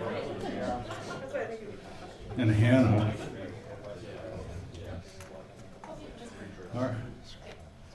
All right, thank you so much. Aaron. Okay. All right. Can everyone hear me okay? So I'm going to go through the community-specific scenario. And I know we've kind of touched on this before, but the community-specific scenario was really born out of the recognition that every community had a plan, an idea of how to address PFAS, and we really wanted to give recognition to that. And so we took projects that each of the communities submitted and kind of evaluated them. Each community was looked at, and each community had a couple different alternatives. The community-specific map is up here in the front, so hopefully most of you had a chance to look at it and you can see what we've done. If you have any questions, come see Brian or I know we tried to put all of the alternatives that we looked at on one map, so that may be slightly confusing, but come see us if you have questions. So to kind of give a brief overview, we looked at several alternatives, like I said, for each community, and we looked at a couple new public water systems. We did look at West Lakeland implementing a municipal water supply system for them, also adding treatment for Prairie Island Indian Community's parcel. We looked at connecting Maplewood to St. Paul Regional, since they're already served by St. Paul Regional.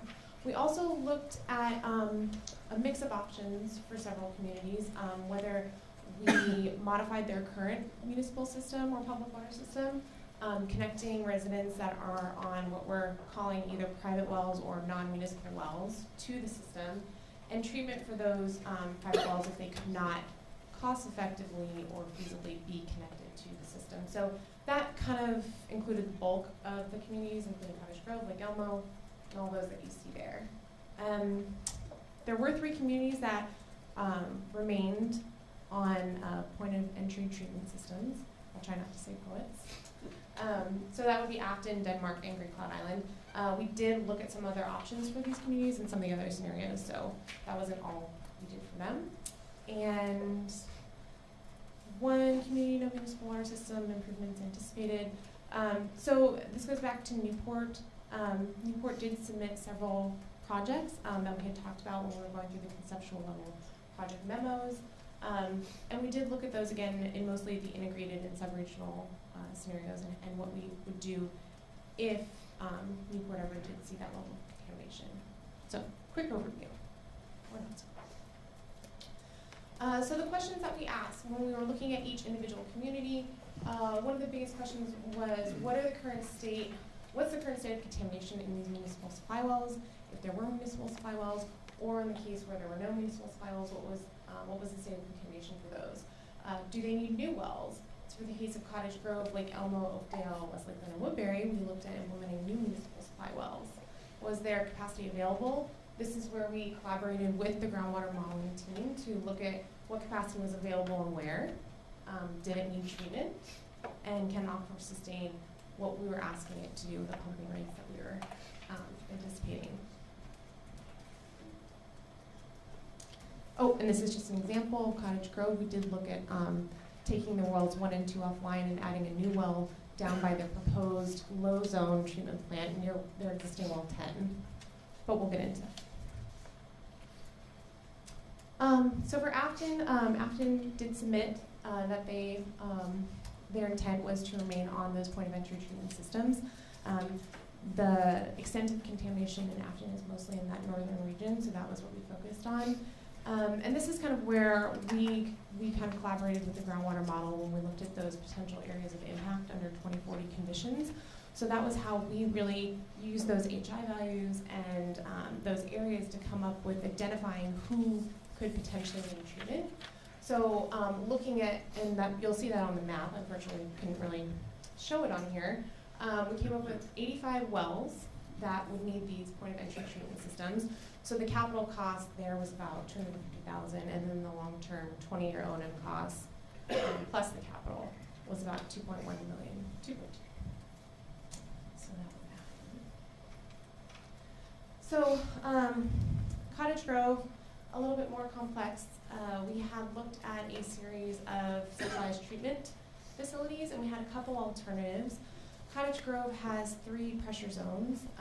We looked at, we have 2 wells in the northern zone that we kind of looked at either providing treatment for them or routing the flow from those 2 wells down to an intermediate zone treatment plant. And then in the low zone, there's 3 existing municipal wells. And I should mention that all of their wells are currently impacted. So either providing treatment for all 3 of the existing wells in the low zone with 1 treatment facility or 2 treatment facilities, or taking their wells 1 and 2 offline and routing them to the low zone treatment facility. So we looked at that. We also looked at extending lines. They had a series of expedited projects that were being implemented, as well as additional neighborhoods or areas that they wanted to serve via their municipal system. So we looked at the cost of extending those lines. And then providing point of entry treatment systems for those, particularly those on the eastern side of Cottage Grove, as well as the southwestern area. And looking at whether it was more cost effective to serve those residents with poets or connecting them to the system. So we did end up going with a combination of 2 centralized treatment facilities, 1 in the intermediate zone to serve the majority of the wells, and 1 in the low zone. We did try to maximize flow from these municipal wells in the north and south to kind of alleviate some of the demand from the intermediate zone that may be causing well interference. So those are the treatment facilities. We came up with a capital cost for both GAC and ion exchange, and those 2 options are really geared towards the municipal treatment facility. So when we're talking about POET systems, we're looking at GAC. When we're talking about the municipal treatment systems, we're looking at those 2 options on a large scale. So we've got our capital cost of about almost $79 million, and the 20-year capital and O&M of about $183 million. Cottage Grove.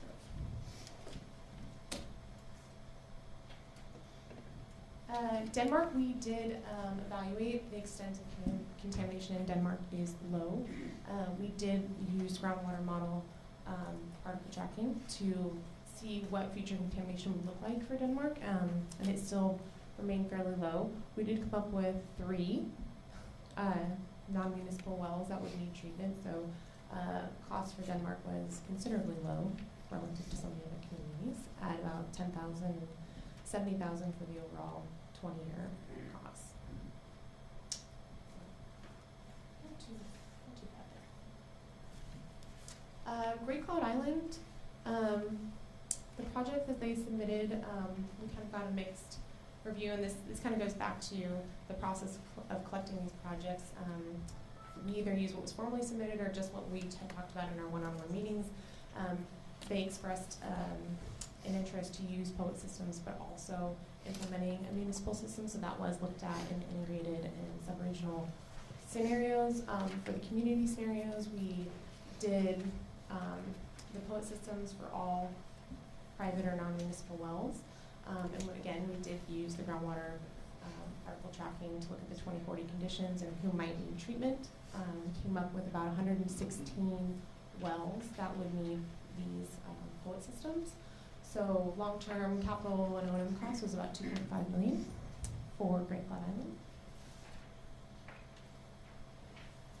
And Lake Elmo. So Lake Elmo is actually one of the very few, if not the only community that did need additional wells to meet their 2040 demand. The city currently operates their wells in the northeast corner.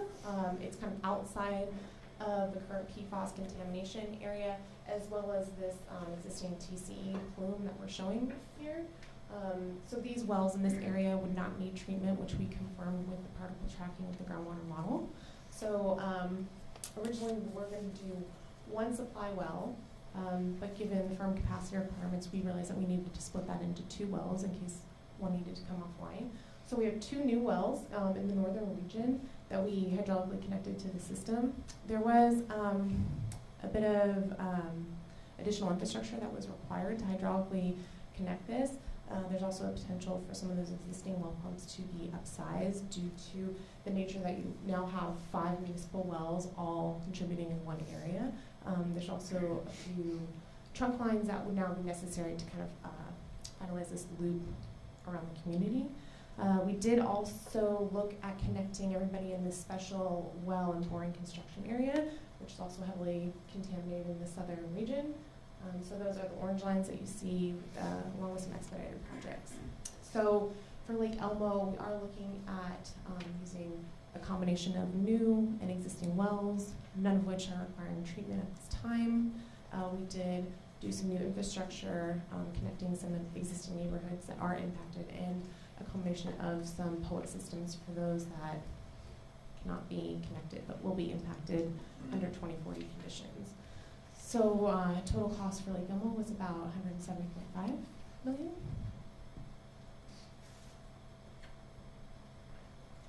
Lakeland, so Lakeland has an existing municipal system. It serves Lakeland, Lakeland Shores, and Lake St. Croix Beach. They are not currently connected to St. Mary's Point, and I only bring that up because it was brought up in yesterday's meeting. They have the capacity in their municipal supply wells to eventually serve them, and their demand numbers have accounted for that. So if they ever do decide to connect them, they will have that. And currently their 2 municipal supply wells have very low levels of PFAS. Their HI values are extremely low. So we have done the groundwater modeling, and they will not require treatment out through the 2040 condition. We are also operating under the assumption, and along with the city's plan, that they're connecting residents to their system. So the cost for the 2040 condition for Lakeland really accounts for just connecting anybody who has an active non-municipal well or private well, connecting them to the system. So that the cost that you're seeing there really accounts for the service laterals to connect them to the existing system. And after that, there is no O&M costs.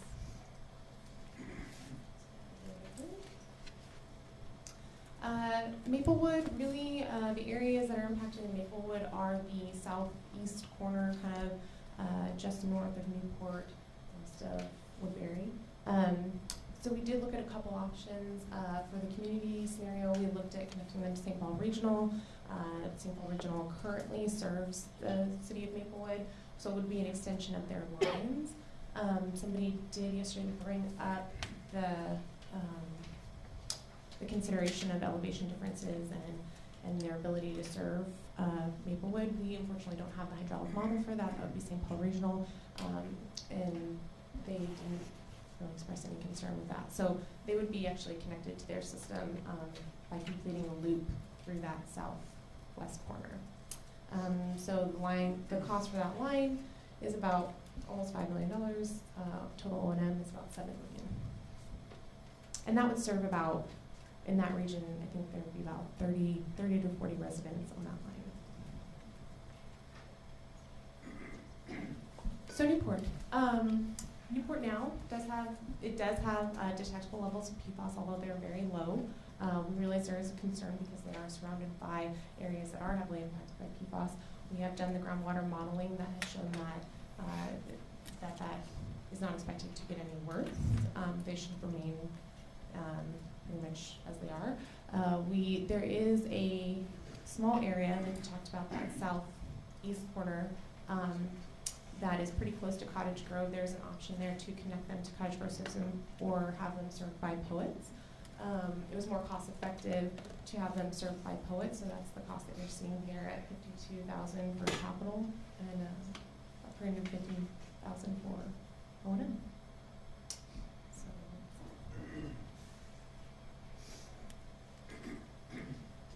Oakdale, like we've mentioned, does have pretty high HI values, especially in their municipal wells.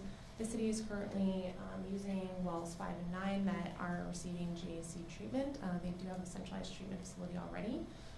A lot of the projects that they were looking at, and one that was actually covered under the expedited projects, was an expansion of their current facility to serve additional wells. What we looked at was some options on how to convey flow to the treatment facility. I believe the expedited project looked at treatment at some of the existing well sites that were relatively close to the treatment facility. We looked at conveying that raw water flow from those wells to the plant, and also the possibility of replacing one or more of those wells with new wells located closer to the treatment facility. What we ended up doing from a cost-effective standpoint was routing flow from 3 out of the 4 wells to the treatment plant via new transmission lines, and replacing their well 8 with one well that was located closer to the plant.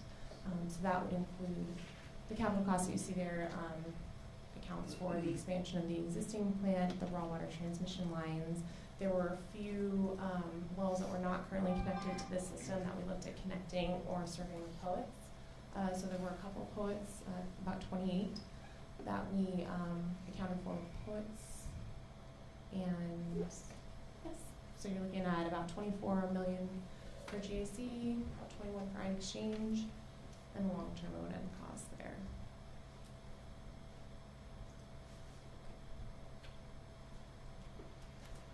Prairie Island Indian Community is a little bit more of a challenge. Currently, they have a parcel of land that's located on the southwest corner of West Lakeland. There is an intent, according to them, for that to be developed. We've seen site plans that can consist of mixed use, mostly residential, some commercial. As of right now, they have one well that is impacted that will require treatment. So we're assuming that it is going to continue to need treatment in the 2040 conditions. So this really accounts for just the treatment of that well, no distribution system or anything of that nature.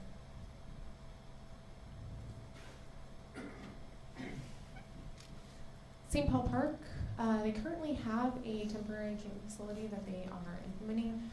We, under the community scenario, propose making this permanent. So costs are pretty much similar to what they have, one centralized treatment facility and routing all 3 of their wells to that treatment facility. So pretty straightforward.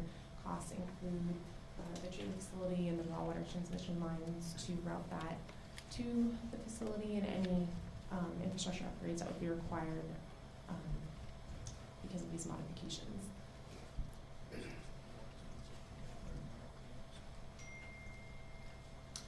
West Lakeland. So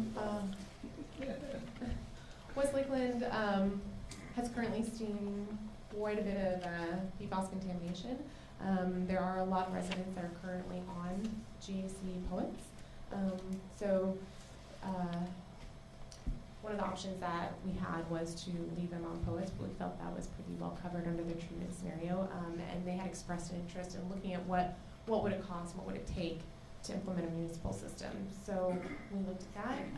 West Lakeland has about their 2040 maximum demand was about 800 gallons a minute. So we figured we could supply them with one well. We need a second well for redundancy. We have a treatment facility, a whole new distribution system complete with any necessary pressure reducing valves or storage tanks, or any booster pump stations. The topography of West Lakeland is pretty varied. So you've got a lot of interesting pressure zones happening, so it's a little bit complicated hydraulically. But the cost that you're seeing there is pretty much everything that I just described, from the distribution system to the treatment system. So you can see that at $258 million, it's quite a lot.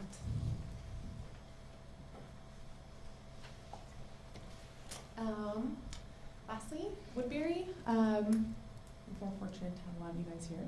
So the projects for Woodbury looked at, again, kind of similar to Cottage Grove, a series of centralized treatment facilities. Woodbury has some special considerations that we needed to look at, and kind of things that we touched on before, especially when we're looking at locating these new wells. Valley Creek over on this side and some other trout streams kind of restrict the pumping on the east side of the community. The Tamarack well field also has been experiencing some well interference, so that kind of impacts the operation of the wells in the Tamarack well field, as well as the ongoing fluctuation in contamination levels. So we looked at options of 3 centralized treatment facilities, 1 in each well field, the Tamarack, the east and the south, as well as 2 well fields, which we placed at the Tamarack and eastern well field, and then 1 well field just in the Tamarack. So the goal for this, especially to alleviate some of the demand on the Tamarack well field, was to try to optimize the treatment, or I should say pumping capacity in your 2 well fields other than the Tamarack. So that was kind of our goal there. The cost really dictated how many treatment facilities we had, so we really ended up with 1 treatment facility in the Tamarack well field and 1 in the eastern well field, with flow being routed from the southern well field up to the Tamarack treatment facility. Because we did want to kind of optimize treatment outside the Tamarack, we ended up with 2 new wells down here in the southern well field. That way, if 19 ever had to go offline for service, you did have these as kind of redundant wells, and you wouldn't have to rely on an additional 2,000 gallons per minute coming out of the Tamarack well field. So we did add in those wells. Then you're maximizing the wells, which we assume to be 2 operating in the east and 1 or 2 in the south, and then making up the remaining demand from the Tamarack well field. So we did look at all those combinations. Like I said, that alternative routing south up to Tamarack was what we ended up going with, and that turned out to be about $61.5 million for GAC with an operating cost of about $156. So that's that. We did, I should say this too, that would route all wells to a treatment facility, so you could optimize your well operations. The treatment facility is sized to meet 2040 next day demands. It just gives the city some flexibility because of how the groundwater trends that they're currently seeing. It gives them the opportunity to maximize or optimize their well operations. We did look at any non-municipal wells that may need treatment under the 2040 conditions, as well as connecting any neighborhoods that currently are experiencing PFAS contamination. So that's all incorporated in that cost. So we looked at each community individually, like we just went through, and then we kind of combined them all together. So what you're seeing here is a scenario cost. So this took everything into account. So you'll see that for the GAC, slightly over our settlement funds at $807 million. If we were to use ion exchange, or just under that at $643.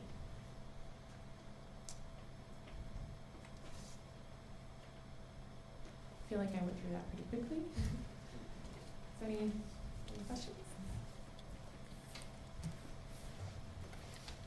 Thank you. Couple questions. And I don't exactly know how to ask this from being a non-scientist. What is the probability of the model's accuracy at 2040? The groundwater model? Yes. I'm going to have to defer to you. I figured you would. Yeah, actually, this question came up yesterday as well. It's a better way to ask it. I've had a night to think about it. Yeah, okay. So all groundwater models that we talked about yesterday have uncertainty. When we ran our groundwater model, we actually ended up with a 7% error. That's kind of comparing the model calculated groundwater elevations to the known in the field measured groundwater elevations. So we had about a 7% error, which is pretty good. Anything less than 10% on a model this size is doing well. But we felt like at that point in time, looking at the groundwater flow patterns, that everything matched up pretty well with where we know groundwater flow patterns to be today. So that was our first step. And then from that, we actually feel very confident that the flow path analysis, where we drop particles of groundwater and track where they go, are predicting exactly what we would expect. I mean, there's no real surprises here. So what is the error, or what is, like, say, for your community, what's that error? That's a very hard number to come up with because it's a big regional scale model. In order to answer that question better, we probably have to zoom in into a smaller piece of the model for each individual community, or in your case, your small, area. So I don't think I'm answering your question, but there is uncertainty in every model, and we're do our best to minimize that as much as we can on everything. Anything you can say about the focus of his question today was about 20 years out? Is there accuracy? Yeah, I mean that's why we looked at flow paths, under today's condition, and if those matched up with areas where we know there to be impacts, which says that stuff obviously in the past has flowed from point A to point B. We're seeing that. Our model is predicting that. Now we go into the future. We have a very good confidence that it'll continue to predict accurately moving groundwater from one area to another. Does that sort of help? It is, and I guess the answer is long because you're not entirely sure. It's certainly not 100% accuracy. No model's going to have give you 100% accuracy. Which gets to my point, that we spoke about yesterday, and maybe in a quicker version of getting to it today, just so folks that are new in the room. Newport is evidently we're the only community not impacted presently, other than some potential POET systems in the future, and I guess it's a good thing. But I'm struggling with, in 2040, nothing changing. And, from a very non-scientific standpoint, I'm very concerned about that. And we've already seen the numbers potentially, so we're gonna run out of money probably before 2040. And then it came up yesterday that, well, the consent decree will still be available to me. But I think, and correct me if I'm wrong, the consent decree monies kick in at 1.0 of HI. And a lot of what we're talking about here is 0.5. So the minute the settlement money runs out, then now we have to get to a higher PFAS level before I can access those monies. If you see where I'm going here, as an elected official, I have to look at my constituency and say, I can't protect you now, and maybe 15 or so years down the road, if the money is gone, we actually have to have more pollution before I can protect you then. So that's my objection to what's going on today with the information we're seeing for Newport. And that's why we submitted some cross-connection projects, and there's actually 3 good potentials. We're pretty close to St. Paul Park, and all 3 of these communities around us will have protected water. St. Paul Park, we're not that far away on our south side and their north side. On the east side now, Cottage Grove has a project going on, coming up this, I believe, breaking ground this year. And so that's bringing their water system much closer to ours. And there's a good potential there, maybe to have that conversation with them and interconnect. And the county is working on Bailey Road this year and some years in the future. And we're real close to Woodbury's system up there already. And we've discussed this with Woodbury in the past, and we'll probably continue. So Newport is going to continue to push for at least, well, I'd like to see 2 interconnects with either of these communities. And then I think we're going to get together next week and talk one-on-one, and I'm going to try to be at that meeting as well. We can get more into the weeds on this. I'm still very worried about the northeast corner of my community's private wells too, and how much testing has been up there. But rather than belabor today's time, maybe we can plan on discussing some of that next week. And I just had one more comment on the modeling aspect, and it doesn't answer your question, you still will have that uncertainty there, but we did have some conservatism built into it as well, because we did model under dry conditions, so it's like much reduced recharge as well as increased pumping scenarios. So looking at that sort of drawing water faster and quicker because you're having more pumping. So there's a little bit of conservatism built into it, but I understand your question there, and that doesn't necessarily answer it.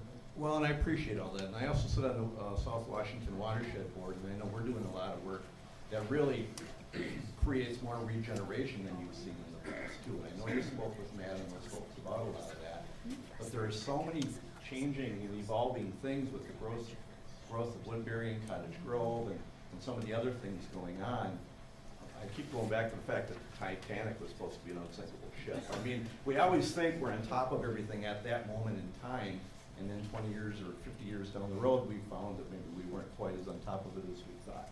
So I have to look the young mother in the face that maybe voted for me or not and say, I can protect your water or I can't, and that's where I'm uncomfortable. So the scenarios did you want an answer, or did you get what you need? They'll give you more if they want to. Okay. But we are going to talk next week. So what you went through is what every community has asked for, am I correct? That all those scenarios were strictly what each community has submitted to you and kind of how you analyzed it? Correct. You didn't do any value judgment on any of it, you just, other than the feasibility of doing this, that, or the other? Correct. I mean, for this, our metric, I don't want to say that because it's not always necessarily what we consider to be the most cost effective, but I mean, yeah, we didn't have any kind of judgment on, it was basically what was submitted. There may have been multiple options that were submitted, in which case we looked at some other things under other scenarios, but we tried to take primary projects that we were concerned to each community and represent them in the community-specific scenario. So then does a good, better, best start to get into some value judgment? So I don't know how to delicately say this, but there's like one project you can almost buy every home and just own the home, and that might be cheaper than to provide water. So how do you, where does the value judgment step in to say, okay, the cost per home here is very, very high. That doesn't make sense to do, even though it's what they asked for and maybe what you want. So where do the value judgments kick in terms of cost per unit or those kind of things? So Clint, you had the right answer there. It's in the good, better, and best where we start layering in that. Right now, we're just getting out all the information because even some of these that communities have put forward, it isn't. That's what they're going to do. It's they wanted the information for it, and so I don't want to just for the public listening too. This isn't necessarily what the communities have made the decisions on. They wanted information to help their decision-making process. Also, just real quick, and I'm going to kick a piece over to the model. You mentioned the 7% air. Can you tell what the standard is? I know when we've talked, it's about 10, so we're well within the standard on this industry standard on this model compared to other models. I mean, I think you just said it right there. I mean, there are industry standards most people try to get for a regional scale model this size, less than 10%. We're currently sitting at about 7%, give or take 10 or so.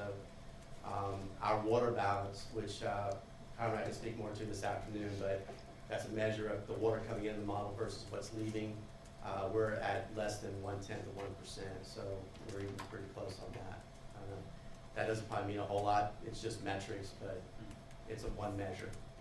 I think it just goes back to the point of no model is perfect, but in terms of other models out there, this one is very good. And I just want to note that sometimes when we talk errors in models, 7 sounds too high to anyone, but we'll put it in context of this is a good model compared to how models work. I just wanted to add one more thing in response to Kevin's comments too. The good, better, best is also the place where I think we have this conversation about redundancy. Do you set money aside for those unknowns that might happen? Do you pre-plan in a scenario to have connections or things like that to deal with a potential future that we don't know? I mean, I think that's where that occurs, and it starts with our meetings next week as well. So. Well, and I think that the flip side of what I was saying. Wait, please. Here, I'll get it back. Thank you. I'll give it right back. The flip side, if I'm going to take the opposite point, if Newport's water is going to stay great for 20 years, and I hope he's right, then an interconnect with the 3 communities around me just offers good water at a very low cost to them. So there's 2 ways to look at that. So I'm really struggling with understanding where these community-specific ideas came from. Initially I thought when we said community-specific, I understood it to be that options where communities remain autonomous. but thought that would be evaluating the options within there. And I know that some of my colleagues a year and a half ago, weren't as far along as we are, and I'm surprised at some of the stuff that's in there now too. But then also hearing Kevin talk about how they had some requests for interconnects, why is that not reflected in the community-specific option if this is supposed to reflect what was asked by the LGUs? So I'm really struggling just with where these came from and how that all fits together. That's a good question, and we did take into account the things that Woodbury asked for, Newport asked for. We did recognize that the community-specific scenario did mean that the majority of these communities did want to remain autonomous. Looking at interconnects was something that we looked at, like in the sub-regional and the integrated, where we started to look at, okay, we have the situation where we had treatment. So that was pretty much all the non-municipal wells and municipal wells receiving treatment. Now we've looked at community, where we're looking at community-specific, that we're going to choose to remain autonomous. And we start working our way at slowly integrating and combining these communities up to the regional scale. It just kind of fell in line with that train of thought that like connecting Newport to say either Woodbury or Cottage Grove kind of fell in line with what we were looking at under those scenarios for integrated or sub-regional.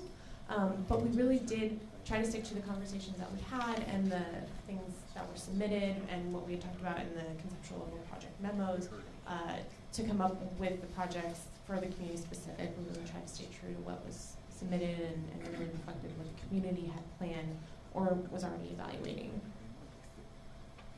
Are you saying you're not seeing No, it? Good. Where are they? Sorry, Daniel, it's all right, Jada. Me? I'm just gonna take it.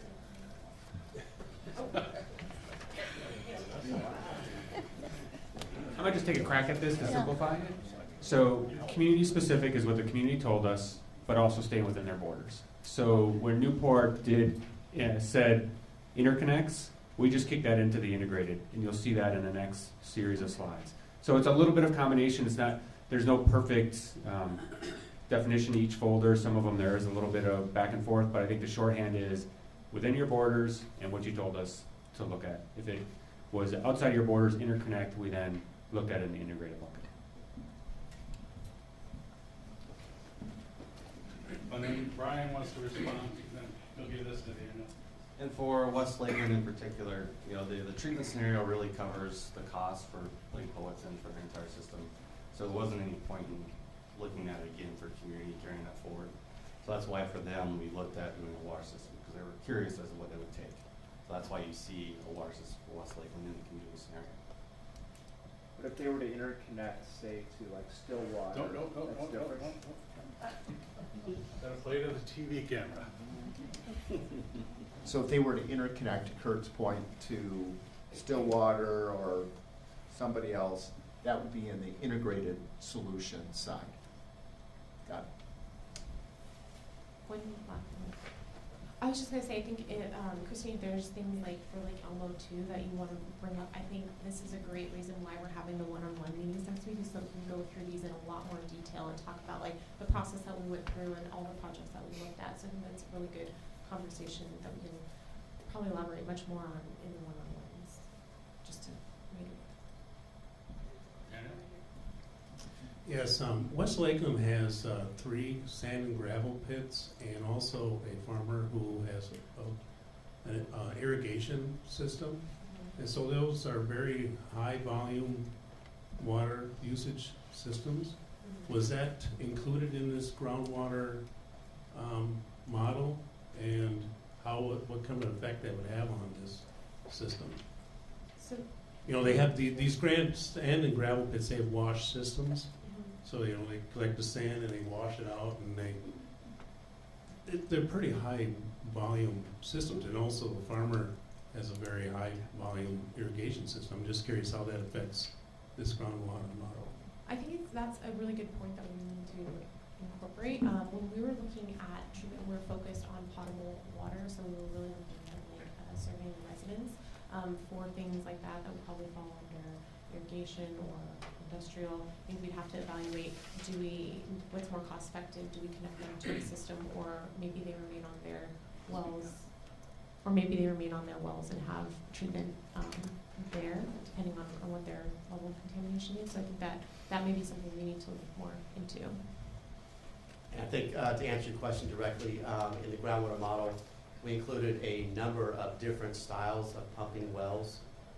So, for example, if there was a sand and gravel operation that had a pumping well of some kind, whatever industrial use, I think it was 1 million gallons per year was our cutoff, Conrad. So anything above 1 million gallons per year was included in the groundwater model as a pumping well. So I don't remember off the top of my head if that was one that was captured or not, but that was the criteria that we did use. And the POET counts would have captured those in those numbers. So they would receive treatment. The idea is that you can get irrigation wells treated as well. Yeah.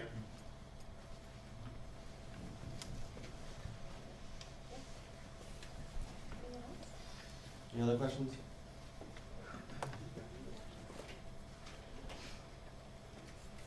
All right, integrated. Thank you, Aaron. So the integrated scenario really started with the most cost-effective projects from the community-specific scenarios. And then we looked at ways to get those costs down further by reviewing and assessing interconnects between various communities. If you have, like in Oakdale, they have 2 wells that they don't need for 2040. Is their ability to maybe use that water, send it someplace else that helps save on treatment costs for another community. So we were really looking at additional interconnections, looked at optimizing treatment capacity. I feel like some of the treatment plants in the community scenario are a little bit oversized. And then we looked at really, especially for Cottage Grove and Woodbury in particular, because they do have such a centralized well field. Any new wells, we wanted to get those spaced away from those centralized well fields to help spread out the pumping, because we know there are some well interference issues. And then in addition, we also looked at some projects that weren't addressed previously in either the community or the regional. So we looked at those and integrated. Like one of those, like for Newport, and interconnect with Woodbury, and those costs are in that appendix.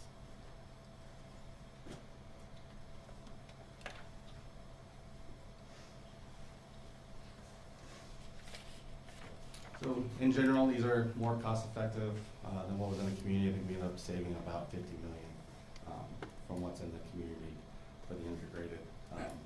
We did include a couple of new water systems, one for West Lakeland and Prairie Island.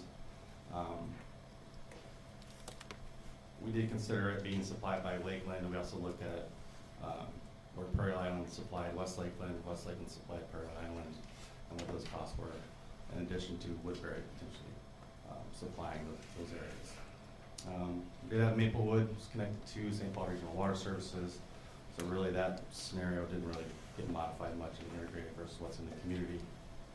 And then we had 8 communities with a mix of a variety of improvements, and then Afton, Denmark, Great Cloud Island remained on POETs for their private wells. And then Newport really didn't need any municipal water system improvements. We maintained just the 15 POETs for them for 2040. And I think the map for the integrated is over there. If anyone has questions, we can deal with those at the end of this. So for the integrated, we really looked at, really made sense to look at these on a geographical basis, as Cottage Grove is in a good position to service either St. Paul Park or Great Cloud Island with water. Cottage Grove and Woodbury can't really supply each other. There's not enough groundwater available for one community to completely supply the other. And then we also looked at Woodbury, Lake Elmo, and Oakdale. There's some piping between the cities that's very close together that makes interconnects fairly easy to do. And then we also looked at West Lakeland, Lakeland, and Prairie Island as a group, look at various ways to move water between those. And especially the demands for those 3 are relatively low, so it's easy to address. You put one well in, I can pretty much supply the entire area. Some of the viable options that came out of the integrated scenario was at Cottage Grove. It's more effective, I think cost effective for them to supply St. Paul Park. They have I think there's about 3 6-inch, we need about 3 6-inch interconnects, and you can supply the 1,200 gallons per minute that St. Paul Park needs. and that'd be cheaper than St. Paul Park doing a treatment system. Oakdale to Lake Elmo, once again, that's utilizing those 2 wells that Oakdale has that they don't need in 2040, and moving that water over to Lake Elmo in lieu of doing 2 wells that potentially require treatment. And the integrated for Lake Elmo, we looked at, instead of doing the wells up in the northeast area, because there's some hydraulic restrictions, there's a bottleneck in their system that makes that difficult. Where if you put the wells in the southern area, it's much easier to move the water around, but those wells would require treatment, so that's why we looked at supplying them from Oakdale. And then also doing Prairie Island to West Lakeland. Prairie Island already has a well there, so if you're gonna drill wells and install treatment for them, it's more cost effective to start with 1 well at least. And then for optimizing treatment capacity, we are able to do that for Cottage Grove, Woodbury, and Oakdale.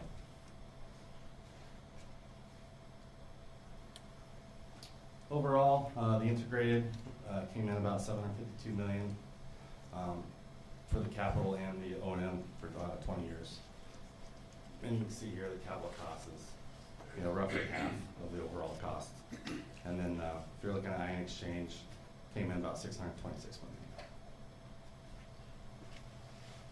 million. That $752 million doesn't include the $240 million for water system in West Lakeland. So if you didn't do that, you would be closer to 500. Any questions?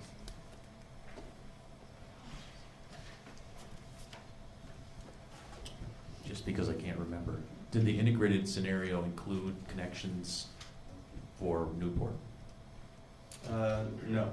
We looked at it. It's in the Appendix C. The cost for that is included in there versus Newport doing treatment for themselves. I think actually it was cheaper for Woodbury to supply Newport. But in those costs, it only includes 15 pellets. As they didn't, we don't show that they need treatment in 2040.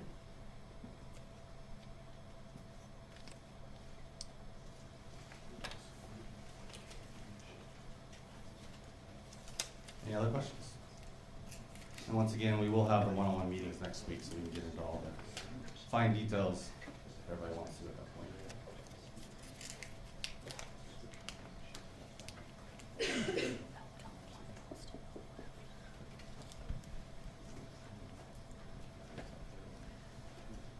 So we've already talked about that at length, but the LGU meetings will be are being scheduled or are on the schedule for next week. If you preemptively have questions, Woodbury's been good at giving us questions before these meetings or one-on-one meetings. We welcome that, and that'll make our time together a lot more efficient and effective. So if you do have things you want to discuss, you know that now or sometime before the meeting, please send that along to Hannah for our team to prepare better for those questions specifically.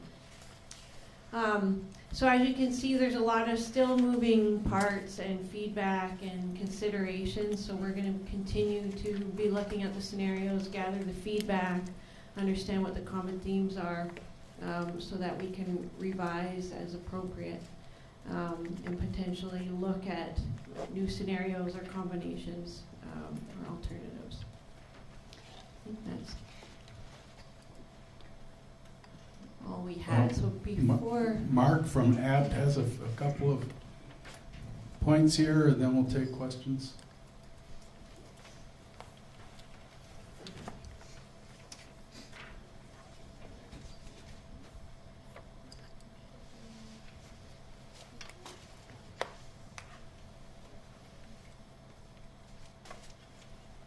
So just a little bit of information about where we're going from here. So you've seen the preliminary results today.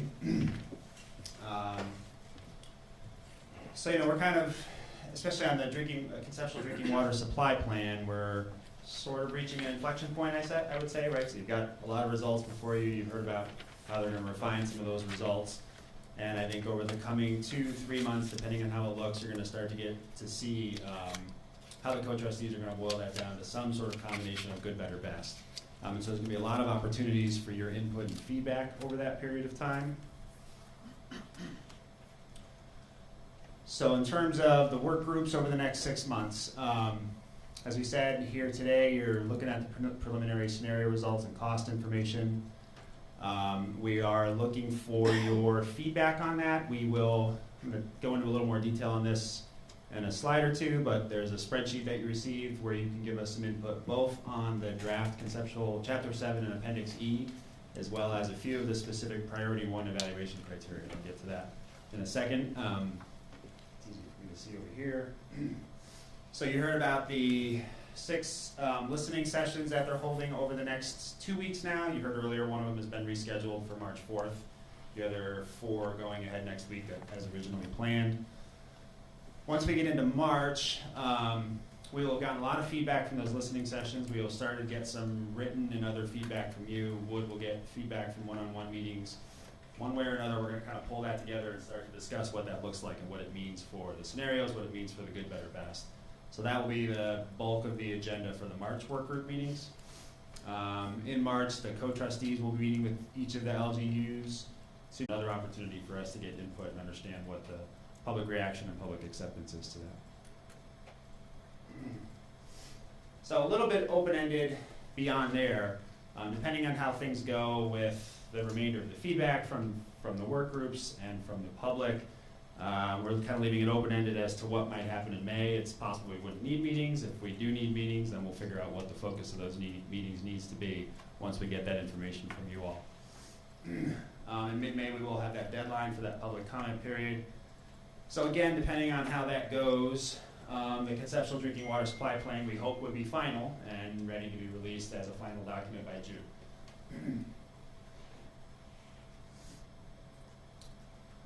So in terms of immediate near-term next steps, we do want to get feedback from you on the partial draft Chapter 7 and Appendix E. So in the email that you got last week, there was a link to a spreadsheet document. A couple things I wanted to highlight about that. That document, you've used a similar spreadsheet in the past to give feedback on draft documents, on draft chapters of the drinking water supply plan. In addition to the worksheet for comments on the document, there's a separate worksheet in there. I think it's called scenario feedback or something like that. We'll point to it specifically in a follow-up email. But that is a worksheet where we'd like to get some input from you on the last 3 Priority 1 evaluation criteria. So those criteria have to do with consistency with local and regional planning, as well as public acceptance of the scenarios. And we're going to do some preliminary takes on those based on the information we have, but we would love your input on what, not so much whether you give it a plus or a 0 or anything like that, but just what are your thoughts? What do you know about consistency or inconsistency with local or regional planning? And what do you know about public acceptance of these scenarios? In the previous email that went out, we told you to send it to a particular person's email address. We've decided it would be a lot easier if it went to this more general inbox that multiple people have access to. So it's pfcinfo.pca@state.mn.us. We will provide that via email, so you don't necessarily need to write that down now, but just wanted to alert you that it's a different email address than what you usually use for sending input back to the co-trustees and their staff. I already mentioned the listening sessions. Just, we wouldn't mind your input or your thoughts on, during the listening sessions, they're going to have an opportunity for people who come to those sessions to provide input via, I think it's called Mentimeter, so it's an app on a phone where people can real time, they put up a question, they go to their phone, log onto the site, and provide some input. And so these are the themes that the questions that will be posed to the participants are going to revolve around. So we just wanted to throw those up and give you an opportunity to think about them, and if you've got any specific ideas, we certainly would be interested in hearing about it. I'm going to address equity. So what are the trade-offs between addressing municipal and private wells? How many private wells should be included in sort of regional systems? And the HI targets across those, and what the implications for equity are of that. Cost issues, both in terms of upfront costs, capital costs, and long-term O&M, and what the trade-offs are between that, and then kind of sustainability issues.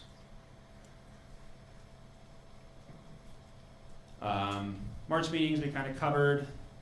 The dates, March 17th and 18th, Citizen Business Group on Tuesday, and Government 3M in the morning of the 18th.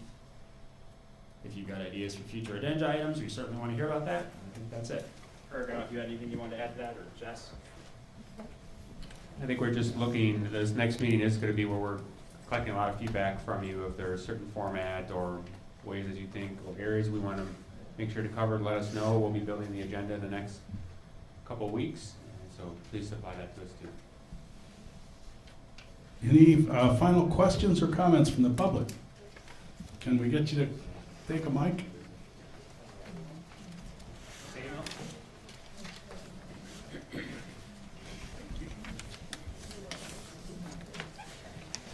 Thank you. So I was just looking at this cost table 7.2 that was handed out, and the different scenarios and the concepts and those overall costs. And one thing on the right side column, we talk about the undiscounted rate and then the inflationary rate of 3%. And what I was wondering, as the state's making their decisions on good, better, best, and how they're going to allocate funding, have we thought about the value of the interest earned on your investments that you have in your account? So for instance, January 1st, 2019 through July 1st, 2019, I noticed that the state, the interest earned on the balance of the account was $7.7 million over the span of 6 months. Now I know there's a watering down effect of inflation over 20 years of operation and maintenance, but if you have $300 million in an account and it sits over 20 years, and even though you're subtracting some things for operation and maintenance, there's a significant effect that you have on the interest earned on those investments. And just wondering if you're thinking about that as you're thinking about how you might split and allocate funding, because I notice when we have the split on the percentage of the each scenarios on what happens with the settlement funds, there's some that are very far over 120%, 130%. But in reality, when this gets down to it, those numbers might shift if you accounted for that. You know, I think there's multiple layers to that. One, we started talking about how is this phased, especially when you start looking at neighborhood hookups versus do treatment plans first, allow some money to be sitting there to earn interest.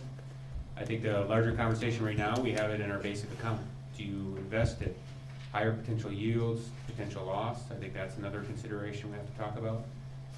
Do we give money to local units of government for 20 years of O&M, or keep it in the grant and allow it to earn interest for potential other projects? You know, those are all things that we have not made decisions on, but are on a list of conversations we still need to have, and things that we'll be looking at too to potentially include in the good, better, best recommendations.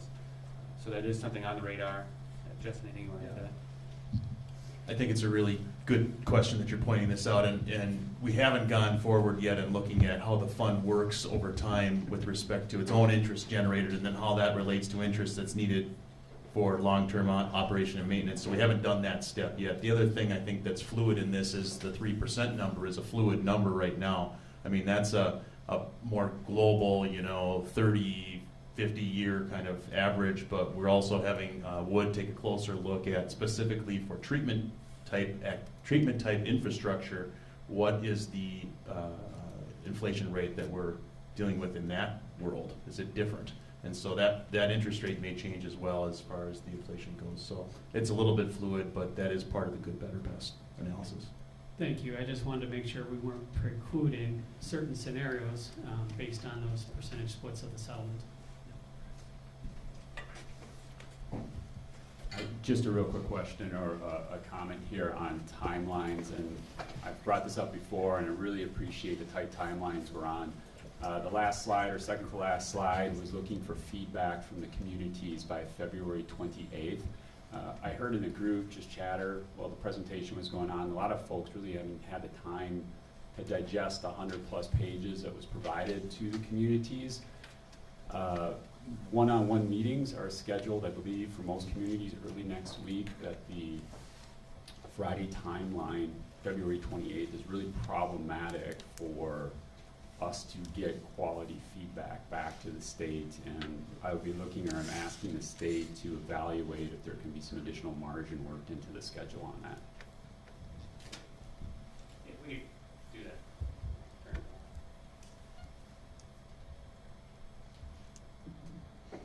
We can look at that, yes.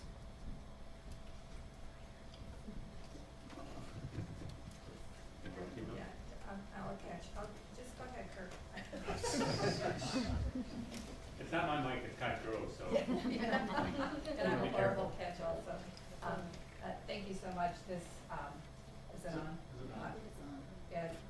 much.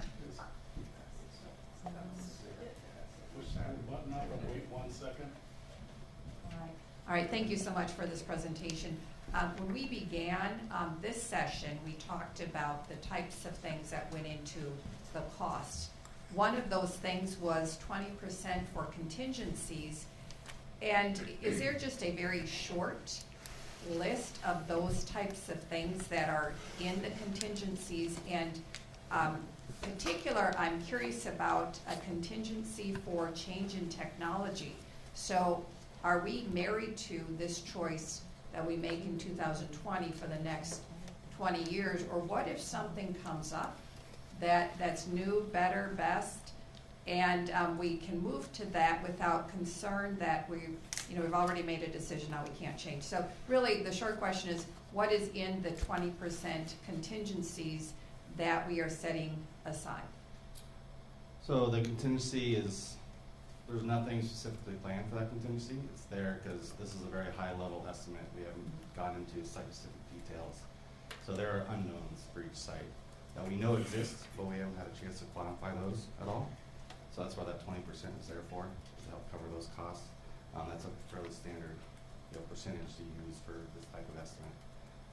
When it comes to retrofitting or new technology down the road, the treatment vessels are very easy to retrofit. That's one of the reasons why we like them. They're pressure vessels, you can use them for whatever you want, for the most part. With you may have to modify the headers and whatnot, but in general. But that's not included in contingencies. That's true, yes. Yeah, none of that cost is included in contingencies because that's a complete unknown. No idea 10 years from now.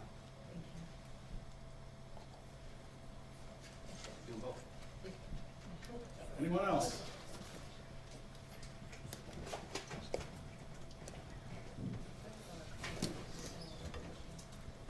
Yeah, thanks for sitting through that. I know it's pretty dry information, and there's a lot out there in the appendices. I think some of the stuff we spoke to today, as far as like the options for Newport specifically, there are options costed out in there. It's just that we chose the cheapest option basically in a lot of those cases. So not in every case, but in most cases, to put the whole scenario together, we chose most cost-effective options. Is that safe to say? Depends on what they requested, obviously. So some of the options that the communities requested aren't necessarily cost-effective, but that's what we chose because that's what they requested. I just wanted to mention that I did send an email out to the subgroup members for those one-on-one meetings. So if you haven't gotten any notification or been contacted by your subgroup 1 members, please let me know. I did encourage them to reach out to their work group members to include them when scheduling those meetings next week, but just wanted to make that clear. And lastly, we just wanted to say that in the afternoon at 1 o'clock, the subgroup 1 meets, and that anyone who would like to be here when they go into more depth and more technical specificity, you're welcome to do that. Otherwise, you can have a life this afternoon, but that is an option. Thank you so much. Have a great month. Bye.